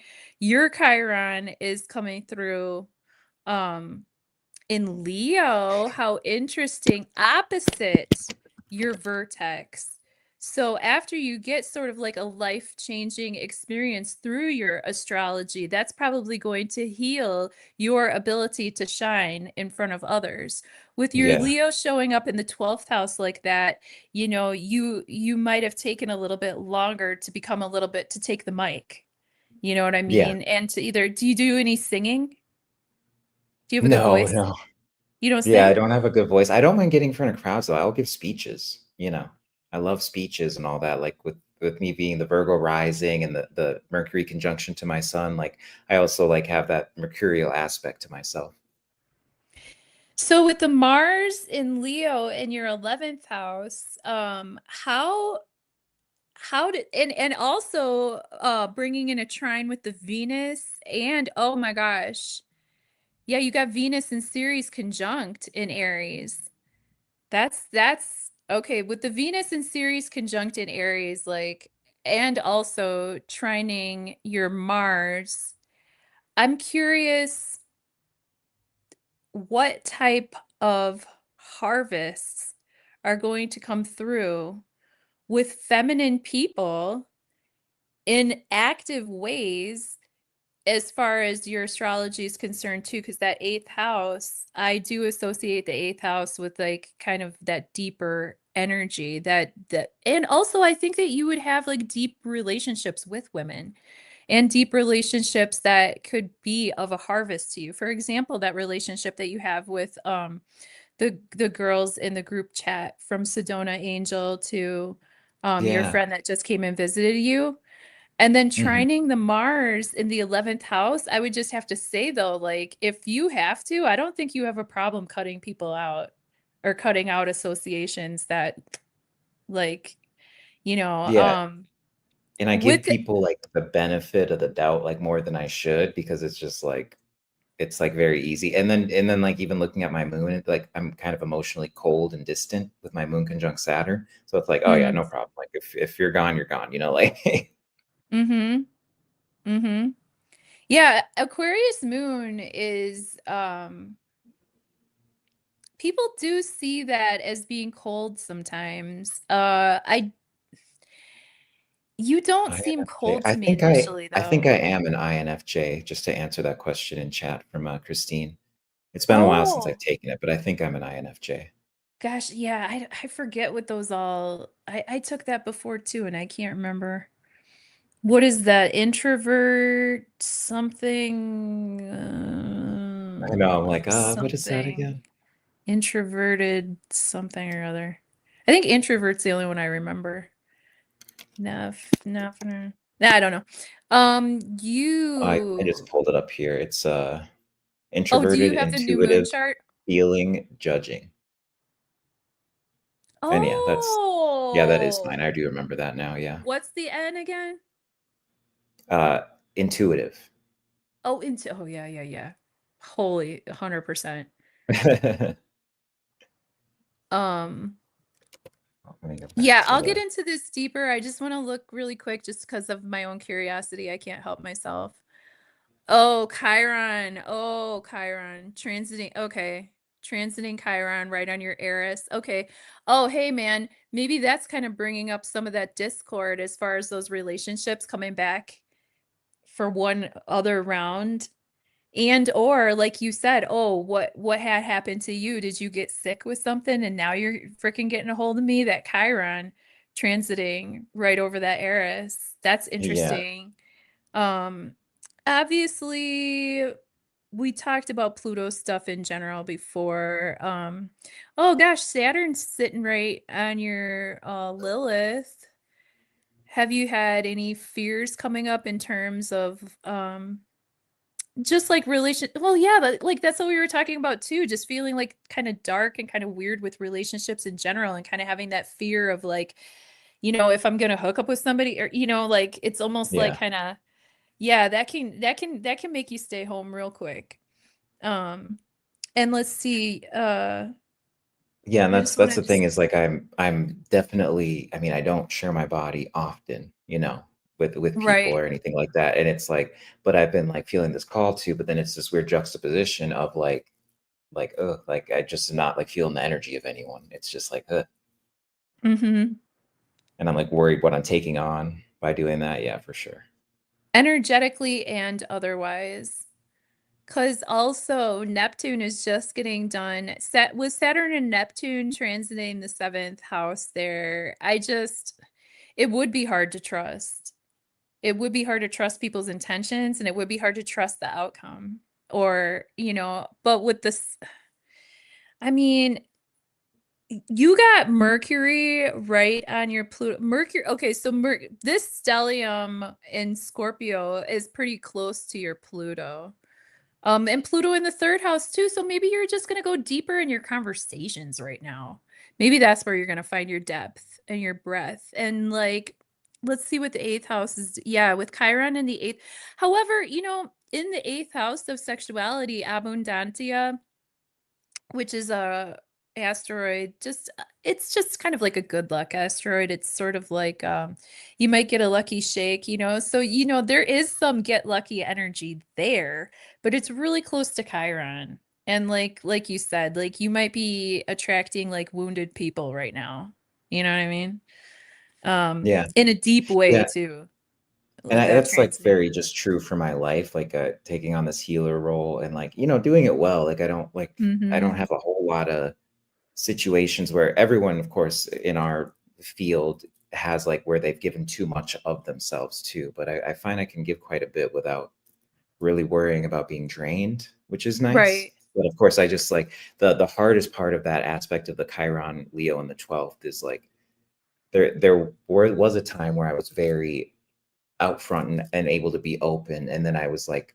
kind of beaten down and like made to feel bad about like radiating, for people. And then it took me a while, and I've been working on my Chiron in the 12th this year, and that's been a whole process of putting myself out there, like recording videos, being out there on Twitter and all that stuff, and actually sharing my work and not just having it with my immediate group where it can actually serve more people. Your 9 year. And also with the Jupiter transiting your 11th, that should be very expansive in terms of your Hmm. networking and and bringing that stuff out to more people. I notice here that your ascendant right here with the Virgo is very close to my Virgo stellium that Merlin had pointed out before. Yeah. And so, with my Virgo stellium, I guess I could have put both of our charts up at the same time, but whatever. But it's hard to see though. Like they start to get so small, you can't see anything. Um, but yeah, I noticed that your ascendant is right around it's right in between my Jupiter and my Mars, and it's not too far off either from my Juno. And with your ascendant playing in the middle of my third house, I don't find it odd at all that we're doing this type of communicating and broadcasting. You know Right. what I And mean? like, Because the and third house is telling also each like, other about each other, you know? yeah, like in real time. And Hmm. then um I'll get into your chart. I'll get into your chart in more depth like next episode. Um because yeah, I would like to go through like each in detail, like how you did. I promise not to cheat. I won't study ahead of time too Yeah. much. But I was It's not so our curious. style anyway. I So, was so curious I had to pick it up and just look. Because I hadn't looked. And then look at this big old square here. We got Pluto, we got Chiron, we got the sun and Mercury and the moon and Saturn all making this huge big. No wonder you love Saturn so much. Look at this big red square like right in your chart. You got like and I put the degree orbs at like 69% at a, so I mean, I think it's giving it like a 3-degree orb, 3 or 4 okay. degrees. So I don't know if those squares come up in the software that you're using, but I think it Yeah, yeah, gives it like, those are the orbs I use, 3 degrees. okay, I think it should be like a I three or think four degree. I put like 3.5 just in case it's like right outside, like 3.1 or something, then I'm like, okay, I'll take it. But yeah, Okay. 3. Yeah. So I feel like people get kind of tripped out about square energy, but when you have square to square to square to square, then it starts getting magical. Then you have this magical tension to where things can actually get done. And maybe that is where I see you um like all of a sudden. Like you kind of just came out of nowhere. Yeah, You know what I that's it. mean? You're not the first person to say that. Yeah. Yeah. And I feel like that is indicative of the Jupiter. I mean, since June 9th, have things picked up for you? Since yeah, actually, definitely. Eh, And it was like I was resisting it up until hmm, that point, like. where's that? I'm looking for the resistance. Le resistance.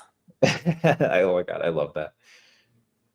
Yeah, there was like Yeah. this resistance I had. Like I was already more receptive, but then I couldn't like shift into, Mm, and it's all about my daily routine as a Virgo rising. Like I'll just have, and then my Saturn's in the sixth house as well. So I'll have like mm-hmm. health issues. I forgot to say that, by the way, with a Virgo Saturn is like if you're stressed, like you have health shit pop up. I did forget to say that. Well, But yeah, and then I have like the Neptune in the sixth too, and that's very draining. Like yeah. I can get pretty drained, you know, um, when I get out there. And I see that happening, yeah, with the Saturn in the sixth here, but also I was just thinking about I just saw something. I lost it. Oh, that's what I was gonna say though, is like when I Oh, have to yeah, cycle your new things Neptune. into my routine, it's like I have to like replace them little bits at a time. If I shift the whole thing, I get like sick essentially, or I have a health issue. It's crazy. That makes sense. Oh, your part of fortune and your south node are very I'm like close to on my top. sun. So Oh yeah. your part of fortune and your south node are close to my sun, and my south node is close to your moon.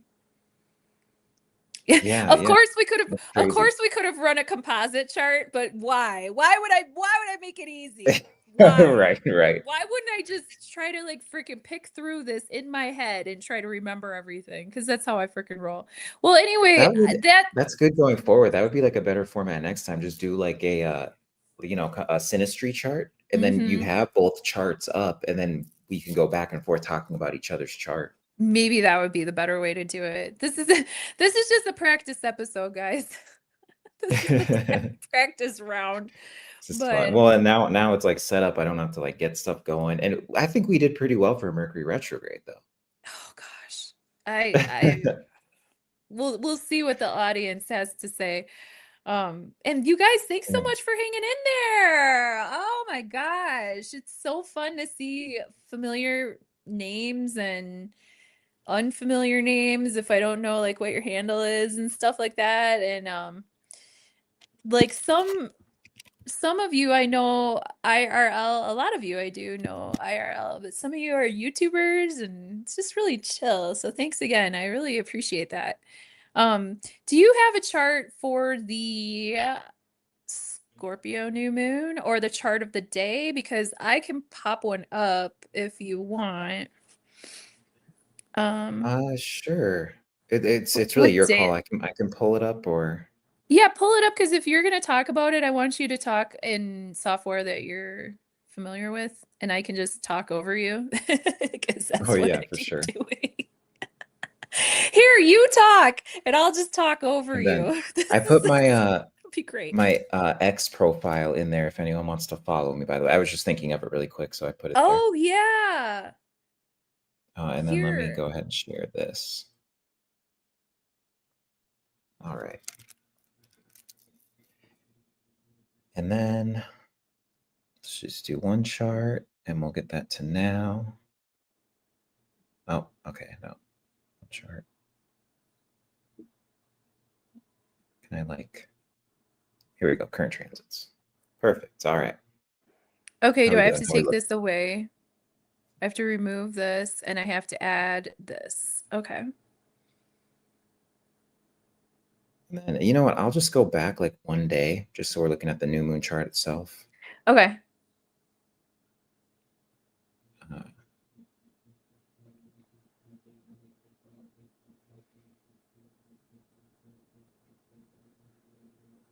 yeah, there we go. And we'll go a couple hours to the. Yeah, it was really interesting too. Right as Mercury came within orb of the sun, Yeah. we had that huge like internet outage.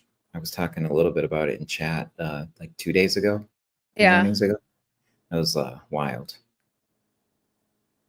And It then just made me think of it because obviously, we're looking at this.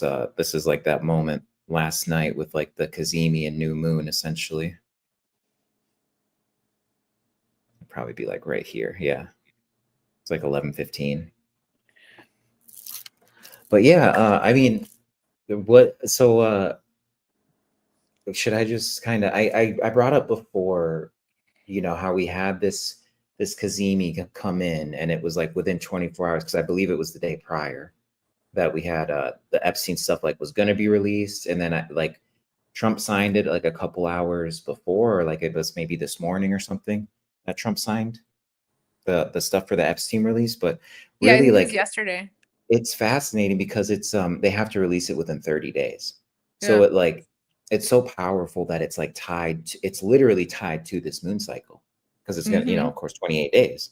So it's gonna have to be released unless they like wait to the last second. But even still, it's we're going through this moon cycle, and then it's like, so we have this new moon in Scorpio where everything is like hidden and stuff like that. But then we've got this Sagittarian play where things want to come out. That's where the Mars is and the action is and all this stuff. But we were just in this place of truth mercurially that now retrograded back into Scorpio. And then like it's going to these hidden things. It's going to fetch and retrieve the hidden stuff and then bring it back into that truth of the Sagittarian light. And then when we have that new moon in Sagittarius, it's like, and even the full moon is going to be in Gemini too. So it's like what information is coming out about that? Like there's still that Well, and mercurial aspect. especially, yeah, Trump's the Gemini. Um, so that could be very highlighted during the Gemini full moon. And full moons can bring death and culminations. Yeah, yeah. Well, and of course we all like I think a lot of us are feeling the same page or on the same page with like the predictions from, David Palmer and Robert Phoenix that, like it doesn't really look like he's going to make it through his first term.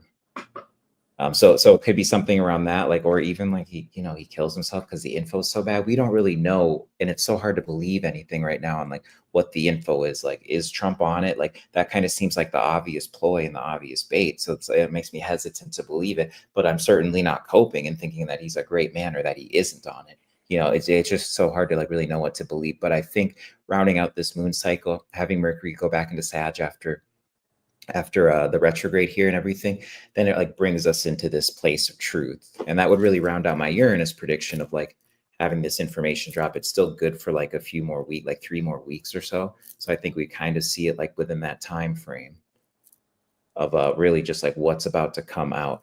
And even when you're looking at the play of these solar flares and all that stuff, and I believe that the solar flares had a part in it and all that, but the solar flares, right, as the Mercury hits Cazimi or gets close, gets within orb, so it wasn't Cazimi yet, but that brings down the internet all of a sudden and all the Cloudflare stuff. It's like, what were they putting into the internet? What safeguards were they putting in place for information control? And this is another part of my Uranus predictions too. It's like, or it's one of the predictions I made, which are all under my highlights on my X account. But like, which ways are they going to try to control the information? Which ways are they going to double down on this stuff and like gaslight us further and be like, well, you're just crazy and everything, when everything is like falling out from under their feet and the truth is like coming out. And it's a truth on something, because I don't think they're just going to hand us the Epstein stuff, but I think there's going to be such a blunder and like such an issue going on at the very worst that there is like there's just some bone that's thrown to us collectively. Or there's some realization. It could even be tied to Three Eye Atlas, but there's some big piece of truth we're really looking down the barrel of at coming out. And we had to have these transits in Scorpio, retrogrades, and all that stuff, all this play for us to move into this place of higher truth in Sag. Yes, and we see that the Uranus is definitely, I mean, it's massively in play here. I mean, the way I With that see composition. the way I see Uranus usually is like, when you're watching like those old school cartoons like Rocky and Bullwinkle or something like that, like that's way before your time. It's even before my time. But like there's those old cartoons or like say Scooby-Doo, right? Where there's all this secret stuff happening in the dark. People know that there's some flim flam going on. They're not quite sure what's behind the mask, whatever. And then whoop, just because Shaggy like was eating a sandwich riding on a freaking skateboard, finally something comes uncovered. And I find Uranus energy on the mundane level to be such that just stupid luck, just stupid, dumb stuff happening. And then it like totally changes the narrative. It totally like flips the Yeah. narrative. Like somebody trips over their own feet when they're leaving Air Force One and then bump their head or something or just dumb shit, or some kid could post something on their X account, it goes viral and it completely can twist the narrative off into, like um even they can't account for everything, you know. Uranus is that little fun little sibling that like kind of keeps the party fresh. Yeah, and I love that view of Uranus too, because it gets like a bad reputation for the volatility that it brings, the unpredictableness. But like really, it's like sometimes you need that, and that's why I'm eyeing it so much. Of course, there's the oppositions that it's undergoing right now, but I'm eyeing it so much because it's kind of like we need to depend on it, because Mm-hmm. they're just going to use all of their resources exponentially to keep us from knowing the truth. And it's just at this point where it's exponentially going to spiral out of control. It's like our money is just disappearing. The debt, it just keeps growing. And it's like we don't even know half the stuff. Like it's just gotten out of control at this point. And, like I'm not even going to get into all the history of it and the military industrial complex and all that stuff. But, I just ended up pulling up the Sabian symbols, looking at Uranus, and I kind Oh of just yeah. a reversal on them since it's in retrograde. And I paid attention to the aspects it's going to be making over the next, like, I think it's like 4 or 5 months or something like that. Mm-hmm. And then it really like fell in line with the things that I just know from studying too. And I'm like, yeah, I think that they know it's in the astrology and they're really trying to take care of whatever they can.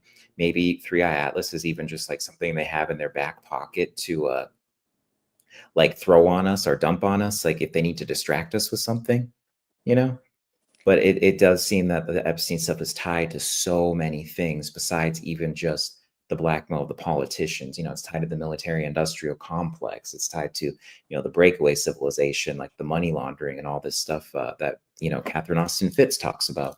And what she found out as the housing and urban secretary, urban development secretary, when she was trying to go over the bills and they told her to shut up and then, got sued for all these years until recently. But I'm kind of off on a tangent. I just wanted to Well, say that about Uranus. it's very simple. And actually somebody that used to be in Robert's chat, but she's not really, people come and go, like we all Mhm. kind of come and go, but she has a channel and she's been posting videos the past couple of days where she's like, our government is built on butt stuff. Like basically it's all just Yeah, backroom butt yeah, stuff. And for people are real. just like, ah, shit, they're gonna out my homie, then they're gonna out me, then they're gonna out, you know what I mean? Like things are just unraveling. And at this point, I mean, I just think that they are just like grasping at straws, just trying to just literally cover their ass. You know what I'm saying? Because it's just unraveling, man. And this is so interesting because literally I've never ever, like, this is a first for me, like right here right now, like what we're doing, like I don't do this. I don't do mundane predictions. I don't look at charts like this. I look at people and I look at energy. Well, and Like this is where you can help me because like I actually am like much better at my predictions and rectifications than actually going through and reading a chart. this is crazy. So Yeah, because I've never see, so we practice because like I'm looking at Uranus and the farmer in me is saying to myself, you know when Uranus has just gone back into Taurus here, I'm seeing the farmers being the ones like holding down the uprisings here. I see the farmers being the ones to make the change. I see the people who are in control of the food are in control of the resources, and there's where the revolutions are going to occur. Mm, when does Uranus go direct again? When's it going to be back in Gemini? oh geez, I should remember this too Here, I'll look it really quick. because I have that Because on. by the time that Uranus goes back into Gemini, I think that right now, though, just this time where Uranus is going to be in Taurus, keep an eye on the farmers. Keep an Yeah, eye on let's the take a look here. farmers. Oh, right back here. Oh, it's actually really close to when we have Saturn and Neptune enter 0 degree Aries there on the world axis. So that's going to be something. It'll go direct at that point. That's crazy. Look at these aspects. Yeah, just Like looking right ahead a little bit. like right here. I know I'm not on the exact day that it goes direct though. I'm kind of going back here. Let's No, see. but you're close. Yeah, within like okay, so it's like early February. Yeah. Cool. Yeah. Okay, so yeah, we're at 27 degrees. Yeah, okay. So we start going forward again and then it's literally like not even 2 weeks later that we hit that date of the 13th where they both move in right there. Mm-hmm. So there's something there and then like Uranus is still in good thing there's no Taurus. aspect, but So and maybe these like are just March. messing around alone. Everything's in Aquarius. Look at that. Like all this stuff in Aquarius, not everything, but you know what I mean. Like, and then all these in Pisces here, like everything's just really bunched up. At least, of course, there's like more asteroids and stuff like that, but I mean, that's pretty significant that all the major stuff is all on one side here, essentially. Uranus will be back in Gemini in April 25th. So I'd say between now and then, let's keep an eye on who's dealing with our food and if there's any way for farmers to cooperate and to cooperatively resist. Similar to like what we saw in Europe, particularly in Denmark. Mm, not last summer, but the summer prior in I think it was 2023 and in 2023 for sure. There were it began like the farm uprisings, and that was the end, sort of the end of Uranus's run. in Taurus at that time, you know? So then the energy is getting thicker and stronger. So as Uranus goes back to retrograde over those same like end degrees, those critical degrees between 27 and 29, I think we're going to see an uptick in that type of energy. Would you see that too? Yeah, I mean, I didn't there is of course the revolutionary energy that comes with it, so that makes a lot of sense, and I love that you add that too because it's something I wouldn't have really thought of, you know? Farmer Like vibes. yeah, like just like a farmer uprising. That really and it fits geopolitically with what the pulse is right now for sure. You know, I mean, if you even just look at with like the Bolshevik Revolution, and it's been a while since I researched this, so people can like correct me if I'm wrong, but like that was kind of like there were of course many things going on behind the scenes, and people can talk about like the Jewish Zionist part of it and this and that and all the others, but like the farmers were like a big part of what went down during the Bolshevik Revolution. And I Yes. actually now should go down. I should go back and look at the astrology back then and see what that is because I think if that's correct, would Uranus have been in the same? Uranus would have been at like the end of Gemini, or it might have been in Cancer. So we'll see here. But just thinking of Uranus off the top of my head here. But I'm going to go back and look at that. But it gives that the same vibes as that I of like agree. the farmer uprising. You see the rise of like say with what's his name, Mamdani, who just Yeah. got in New York and all that stuff. And like that is something I do like pretty much every weekend. I try to devote a couple hours to Dr. Karlin Boroshenko. And she's like an anti-communist and she covers the actual communist left, not like the clickbait stuff that they give to everyone. And like these people are communists, like Antifa and stuff like that, which like they are, but it's like that's all the clickbaity kind of stuff. And you know, but that there's a huge surge of young people adopting communism right now, and it's like, which one do you want to win out? Because it's either going to be America first or communism, and like those are the options. Like How do you everything want else. your Saturn? How do you want your Saturn? How do you want Daddy dished up? Yeah, You know what yeah. I mean? And then it's just funny as like with Saturn, like we're going into Aries too. That's like it's pretty apt, you know. I think That that's that's a really good insight there. and What? I won't take credit for this because Robert Phoenix was the one who was talking about this, but it makes perfect sense. And I agree.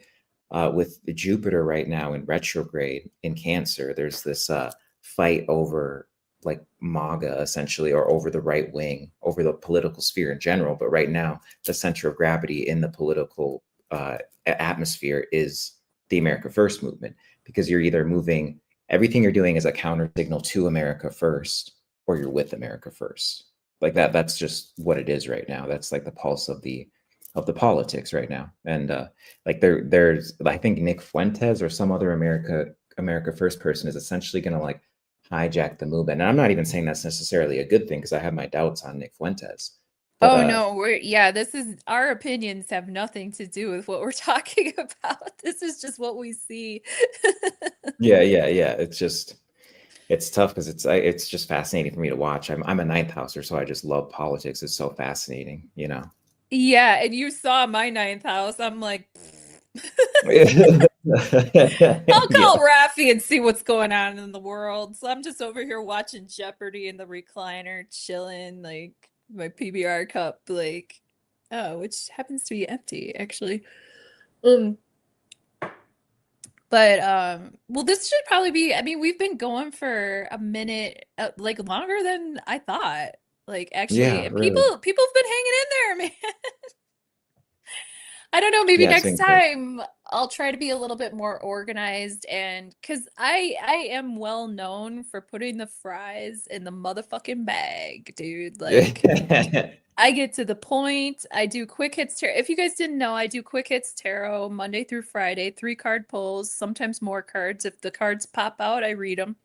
So like you know, but generally like a 3 card pull, and if you want to tune into daily energy, that's a good way to do it. You know what I mean? Like I wake up really early in the morning and I'm still in that sort of liminal state, and sometimes I pre-record the videos depending if I'm traveling and stuff like that too, which is it's still, you know, I'm still in the vibe while I'm doing it, right? Um Yeah, I can Rafi, tell like you're tapping into something in the morning for sure. oh yeah. I I stay pretty close to dream state, like almost all the time. Like I walk I walk into realms, man. I do though, dude. Um but yeah, man, yeah. I tune in Monday through Friday on those quick hits tarots. Twice a month I do new moon and full moon videos, and maybe we can get together again. We'll talk about that, Yeah, that would be backstage, fun. as they Like say. But new moon like, versus yeah, full like moon. if people seem to like, what did you guys think? Anybody in chat? I'm gonna ask chat if there's any questions or um Yeah, I can chill for a little bit and um yeah, because I definitely have more I'm gonna predictions. I ask if guess I'm there's not like questions. thinking of them right You have now. more predictions? I do Give have us some more. more. I mean I could let me pull up my X because I'm just like not thinking of them, it's not coming to me right now, like Well, other ones and that I can't. you post on X almost every day, is it? Yeah. So for people that want to follow, because seriously, this is how I keep up with the trends. You know what I mean? Like, I look to the youth. I look to the youth. Wait, how do I point to you? The Oh, youth. I gotta go back and look. Thanks. I was flattered that you thought I was a Pluto Sag, so I mean something's working, right? Oh, Josie. Oh my gosh. Josie says, "Gosh, am I gonna have to join X?" Like, girl, I had to join X to follow this guy. I joined X before to follow Warlanda. And then I was like, you know what? I can get Warlanda right here on YouTube. So I just went right back to YouTube. I was like, I'm not doing X. But I went on X and I read your articles, Rafi. You're the only, and Thanks. I don't hang out on the internet. Like I Oh, it like means I can YouTube though. tag I you love too. me some YouTube. I don't know why I like YouTube so much. I like YouTube. Yeah, it was here. Let YouTube me just deleted you, open Dead this Wolf? up. Why? What did you say, dude? Are you is Uh-oh. Dead Wolf up in here getting naughty up in the comments? Do I gotta keep a little extra eye open over here, keep my eye peeled on Dead Wolf? He crazy. He banned Um, Warlanda. You banned Warlanda? Oh my God. He's crazy. okay, I just pulled up I guess I'm not screen sharing, but I'll kind of like just get a brief summary here. I'll Yeah, just throw out man. like one more prediction before we go here because I went over Yes. like this kind of next phase of Uranus in Taurus right now. And but then once we move over to the next degree, the Sabian symbol we have, I'll go over it here, is and I like briefly mentioned this earlier too, but two cobblers working side by side at a table. And I'll kind of paraphrase this, like this symbol shows people working together, getting along in partnership, making something of their lives through cooperation to get the result you want. Uh, you need to work cooperatively with someone, finding partners of similar skills. Two or more people can bring their special talents.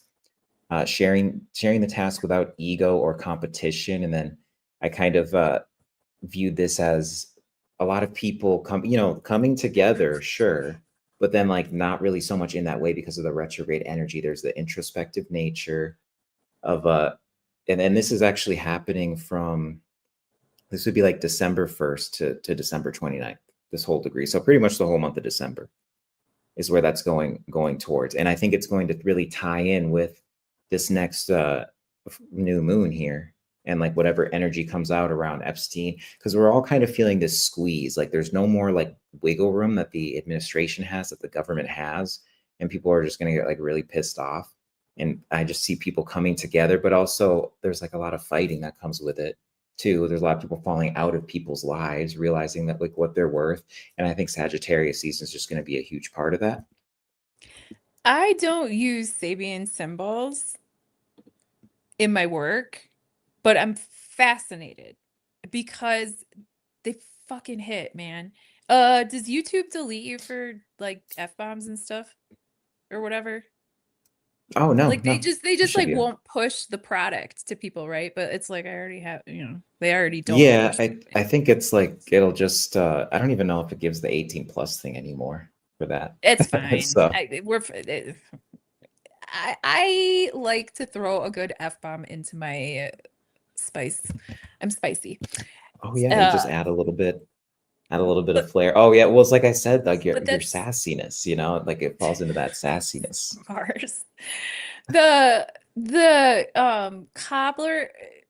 the cobbler pairs up with another. Basically, what that Sabian symbol is saying to me is teamwork makes the dream work. Things are going to come in pairs. It's better to buddy up and work together. But I'm hearing Yeah, or I'm seeing or I'm getting a visual of like pairs, like a lot of different pairs coming together. And then, like you said, with the full moon in Gemini coming in, like it might be like wham wham. You that know makes what a I lot of mean? sense. Things might Yeah. come in doubles, you know, Oh yeah. or there might be two more than one thing involved, or it might be a partnership energy. And with that first and seventh house access of open enemies as well, like sometimes we forget that our best buddy is our like arch nemesis as well. So I think that we might have some cooperation coming in, some buddy system coming in, some mirroring coming in. Kind of like what we're doing right now, like for normal people, everyday people like you and me. But for the solar people, for the like North Node people, for the people in the spotlight, for the people who like are solar eclipse people, you know what, celebrities, Yeah, um, yeah. politicians and stuff like that, I think we might see that villain energy, that face off Nicolas Cage energy that like you know what I mean? Even Yeah, within no. the even within the person themselves. And especially like again, I mean not to like beat a dead horse, but with Donald Trump being a Gemini sun, I'm just curious how that moon's going to illuminate his or bring a culmination to some of his cycles. Yeah, because it's isn't his son in the like 11th house, right? Or is it the 10th? No, it's the 10th house. I have never looked at that guy's chart But that's just gonna be it, you know, and it's ever. like it makes you wonder, is that like does he let something slip? Because it's almost like you can even feel it coming on right now. He uh he was tweeting about like putting people to death and like retweeting about that. It was something I briefly heard this morning. But he like had a bunch of just like late night or like early morning tweets that were very regrettable and violent and just like it just wild. And it's like I would So, like even I would even be for it if he like could just decouple from Israel. Like you're not that guy, my dude, okay? Until you can like say no more Israel, you're just not that guy. And nothing you say that's like violent or revolutionary is really gonna be like cool. It's just gonna be cringe because you're a yeah. shill to Israel. You know, like I don't know what to say. But what did you? Was there something else to say? Because I'll just kind of No, I read just this thought that that last one. Sabian symbol, I don't use Sabian symbols in my practice, but if it didn't, it freaking hits, dude. It hits. And not only that, but like it just sort of got me thinking about the buddies and buddying up and pairing up and how Gemini is like twos. That's Yeah, more my yeah. intuition speaking than anything. Well, and with the Sabian symbols, I really have to get into like a deep state. So the night that I did these predictions, like and like I said, they're in my highlights. Like I was in a deep state and I really just like honed in on the symbols and looked at them and then like put a whole thing. So, but I'll just read this last one. This is December 30th to February 3rd. Um, so I'll just read the symbol name itself. A woman in middle life stands in rapt, sudden realization of forgotten charms, in unexpected recovery of romance. And what I said was this really speaks to a collective level of new alliances being forged. Inner planets are transiting between the USA's third house of Aquarius and second house of Capricorn. So we'll have these planets crossing Pluto, blah, blah, blah. Uh, it's going to be transformational energy, completions, endings that are all going to come around our networks, possessions, money, value, all that stuff. Revaluation of these things is another word you could use. And then this brings us really close, of course, to that February 13th date, which we brought up, where the world axis resets, where we have all that stuff move in. But it really also feels like within this time we're going to see the first people go on universal basic income. That's kind of what I'm thinking. And Robert Phoenix is of course talking about this. We're waiting for this stuff coming on, but it's just like really really bad right now in the markets. Like I think we're going to see. I mean, we've Oh had yeah, I huge wanted you to corrections. talk about crypto more. Ugh. I just feel like we talk so much, like we gotta chop it up into like several episodes or something like that, just because like Right. we ain't long go up in here. We can't go that long go. Yeah, and I'll kind of leave it at that. If someone Sorry, wants to know play more on about words, that. dad joke. But I mean, I wish I could. I wish people would tune in that long, you know? Because like seriously, like when you and I talk, like we go, dude. Yeah, we'll be going. I could talk to you for just absolute hours. I could talk to you for probably like 4 or 5 hours straight. I probably Oh have. yeah, yeah. Yeah. Um, Well, I'll let people if they want to read more of that, they can wrap up. And as far as like the markets go, I mean, I just don't think they look great astrologically at all. Um, like thank God I've sold most of my like crypto holdings. I still have like a little bag, a moon bag, I call it, just in case things like really spike up. It's there, but it's not like what I'm focused on or anything like that. It's there's just huge corrections coming in, and really like as far as markets go, it's like the thing that you wouldn't expect is going to be the thing that grows so well, which is something I was already thinking, and to hear Robert Phoenix say it the other day was just like cool because he's just such a goat with astrology. I'm like, okay, he's cool. so That guy. dialed in, man. As a human being and as an astrologer, like Oh yeah. he's very compassionate towards the human condition, and at the same time, he has a way of honestly expressing and distilling the information in digestible chunks. Hmm. Yeah, he's really he like grew on me. At first I was like really drawn to David Palmer, and then like lately I've been with Robert Phoenix and stuff. I'm starting to get pulled over to Cam White. Cam White Oh, is I like just love him. really Oh, I'm all fierce. Yeah. oh Cam. Oh, jeez. I don't think he loves me, but I love him. I don't. He doesn't know who the fuck I am. But yeah, man. Like, oh, and then Merlin. I don't know if Merlin's still here, but Merlin was cool, dude. Like, I like that Oh Longo yeah, has yeah. started putting that astrology content out because I don't mind non-Florida content. You know what I mean?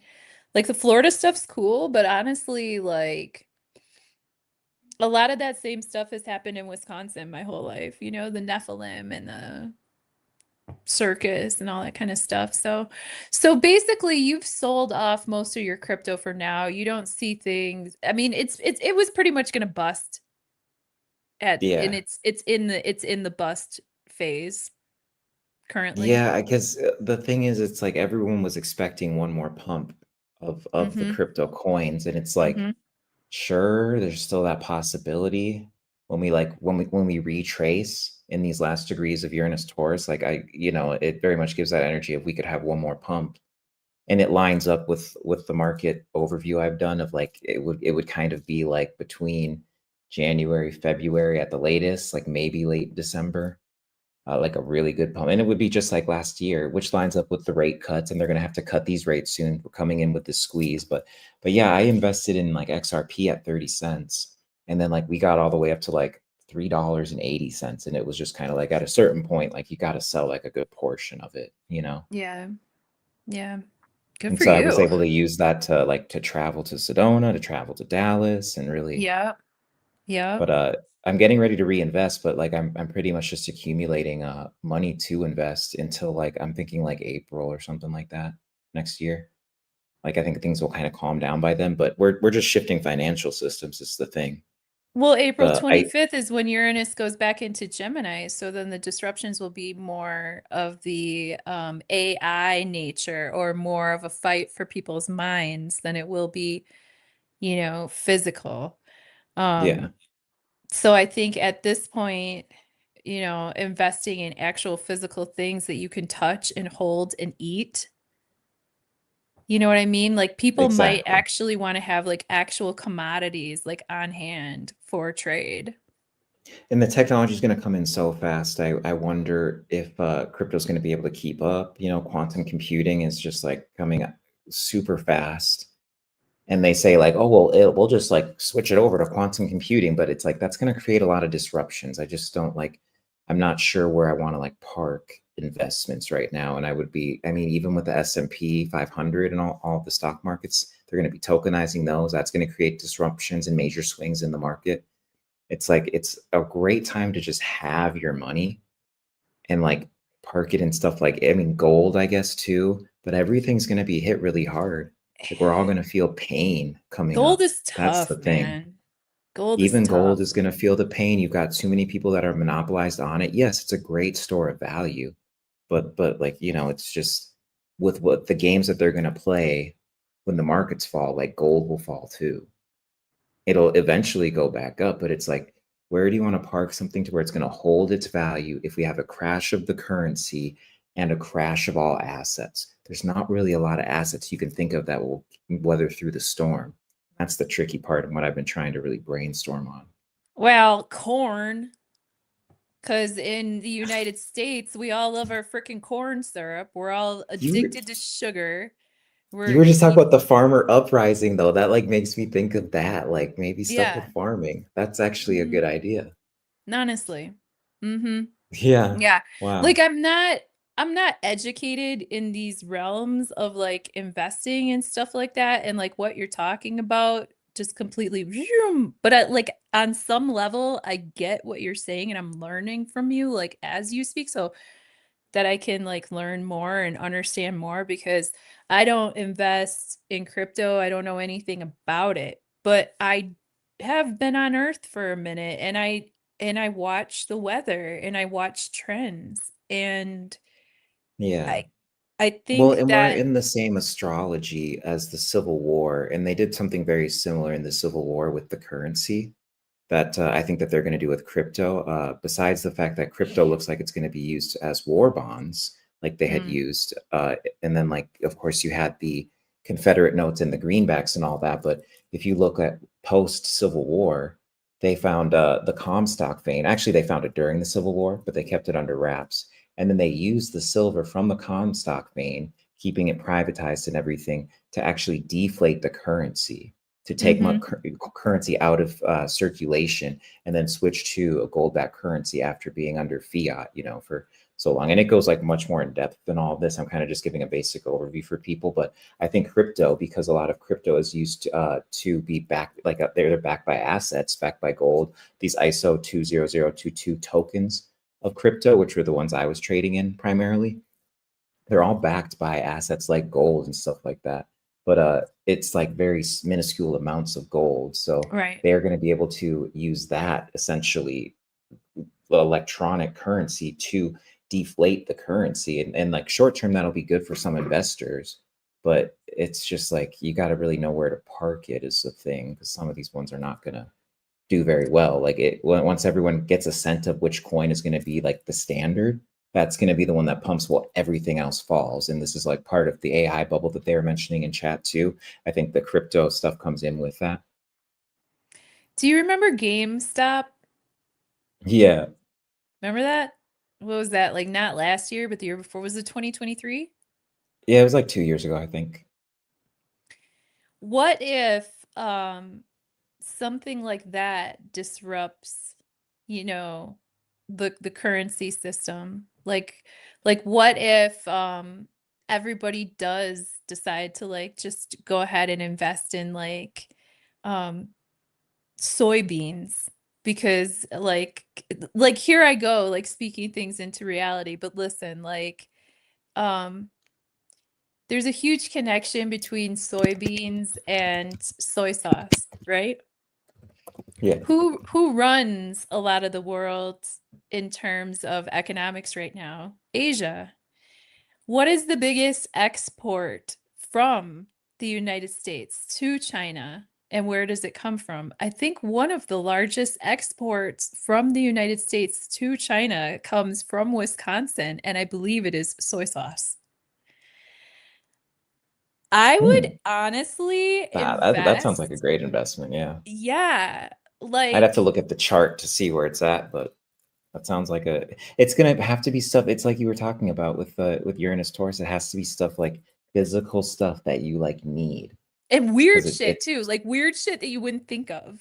yeah, Like soy exactly. sauce, like, dude, It's the thing you wouldn't think you of heard it that here like first. everyone just looks past, and that's a boring, like a totally boring investment that never moves right now, but like it will Kiko move when that mints. happens.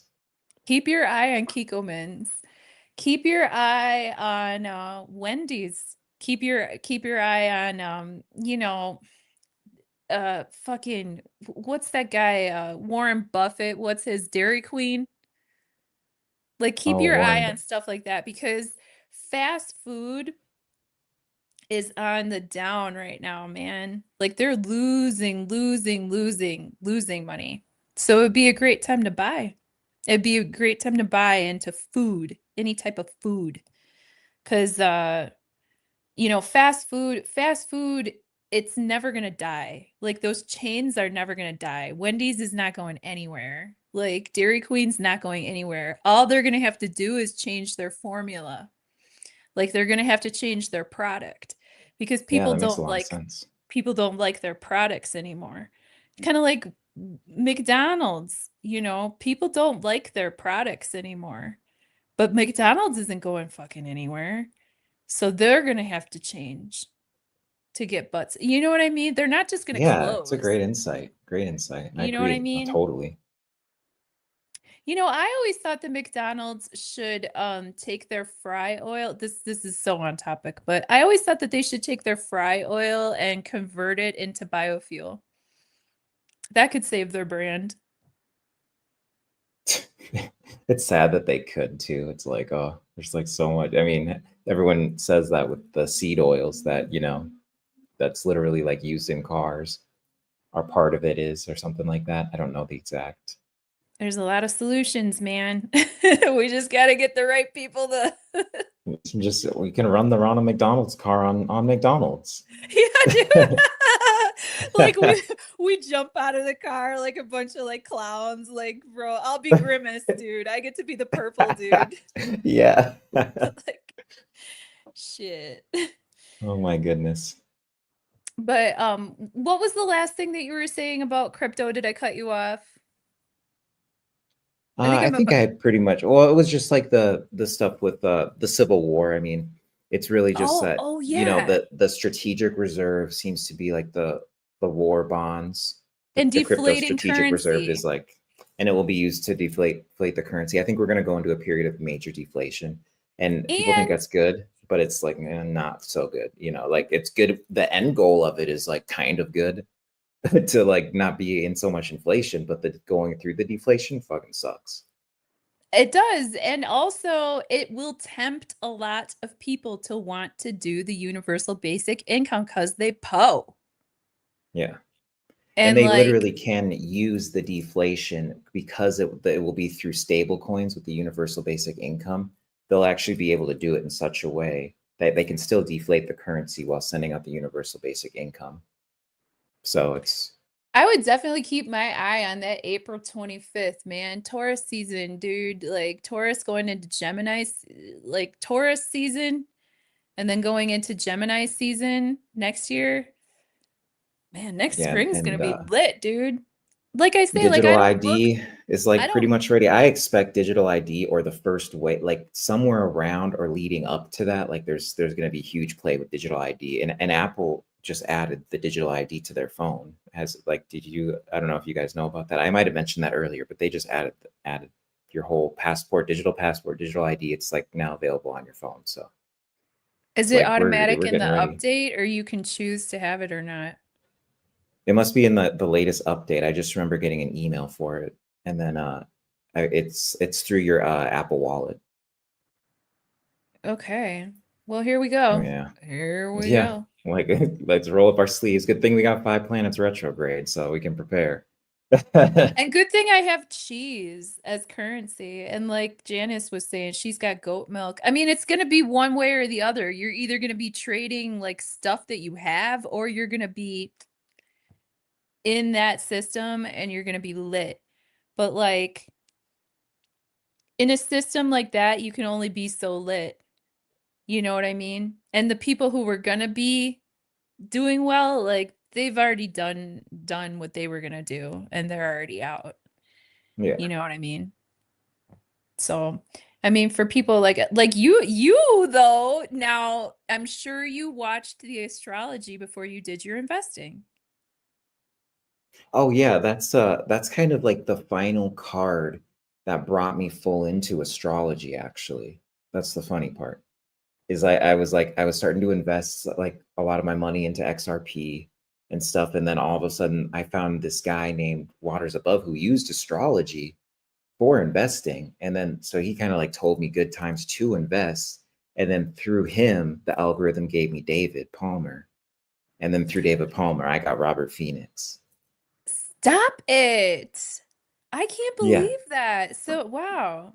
Wow. Yeah, like I don't I usually stumble upon people like through something else. The algorithm very rarely brings me anything good. It brought me Tarot Ship with Jimmy. That was a good one. Oh, cool. But apart Dude, from that my that, algorithm's freaking great. mine's not so great. It gives me Probably so because I much. don't feed it. I don't feed it. I starve it. My algorithm is as skinny as me. Starve it. I just give it little nibbles. That's it. Fuck you, algorithm. You starve. No, but I mean, yeah, I do feel like my intuition drives a lot of my predictions. I don't like to say that I'm a psychic person because aren't we all? You know, I'm not any more tuned in than anybody else. I just see it differently. And the way that I express the way that I see things, it kind of like strikes a chord sometimes for people. Whether it's a good chord or whether it's a dissonant chord, I guess you're gonna have to ask the person who I'm, Yeah. expressing my predictions to or whatever. My It's not even a prediction, it's just more of like a vibe or an insight that I kind of feel. But like, yeah, like I don't read the news, like I don't know what the fuck is going on in the world really, but I do, but at the same time I do. Like when I do read the Yeah. headlines, I'm like, oh, well, I'm not surprised. Like I felt that, or I dreamt it, Yeah. or I That's what's saw so that. cool about us coming together because it's like we've got these Mm-hmm. two sides of it, like of me Mm-hmm. having like a lot of the information. And then as far as like my intuitive space, it's like I mentioned earlier, like I remember past lives and stuff like that, but I don't have like the earthly sense. Like I said, I'm more celestial. So it's like I don't have that earthly sense of intuitiveness of what's coming. It's more like dream space things coming in and little things like that using the astrology understanding geopolitics and just kind of seeing what looks obvious you Mm-hmm. know I dream and I see what's coming and then I try to change it. I try to oh get in yeah, there, yeah, try to those are get the in there and best kind of ones. kind of tootle around with the little sparkles. You know what I'm saying? And I mean by that, all I mean is that I try to vibe out, man. Like I don't practice any kind of crazy crafting or any of that stuff. I don't push on reality, but I see reality, like, and I see it coming, and it's nice to talk to you, Rafi. Thank you so much because like sometimes when I speak about what I see and I don't necessarily have empirical evidence to back it up or even a freaking slideshow or, even a chart that I'm looking at, I'm just sort of talking. Sometimes I get like that Cassandra complex, where like I'll say what I see and then people are like, shoot the messenger. You know what I mean? Like they Yeah, hate me. And then like with the whole COVID thing, when that all rolled out, I mean, you and me and a lot of us who are here right now, we were all over that shit, from the start. But it's yeah, yeah, taken a little while for the rest to catch up sometimes. And it's nice to have these yeah, kind of conversations with you because I know that you're open to what I'm trying to say. yeah. It's pretty astonishing with COVID. I was like abusing alcohol at that time and I still didn't like fall for that you You're know like, I was half in the bag and I still didn't fall for that yeah, shit. like it Man, I was was just drunk like off my ass and they still didn't fool me. They Okay? could they could have offered me a cheeseburger for it, and Off my I ass, would have considered cheeseburger. it, you know. Fuck. But I'm Well, just like, really, shit. people? Like you had your wits about you and everything, and you chose Yeah, that? man, you were sober and you went for this shit. Like, yeah. Oh, no. Well, I think that's a good time to wrap it up. I'm gonna try to go. Yeah. I love watching. If you guys have never tuned in, maybe you want to tune in after this. Jimmy Church Radio. He does a show called Fade to Black, and that's where I also get a lot of my like current event and or zeitgeist information because every now and again I gotta pop my head out from under the rock from which I live and see what people think and see what people are doing in other realms. You've probably met him before, Rafi, at Contact in the Desert, or he's the I met him MC at Sedona earlier this year. in Sedona. Yeah. Yep. I think he's gonna be there again this year. Molly McCord's gonna be there this year. Molly McCord. Oh, yeah, I'm definitely going. Yes! That's amazing. I love her. I know. I'm so tempted.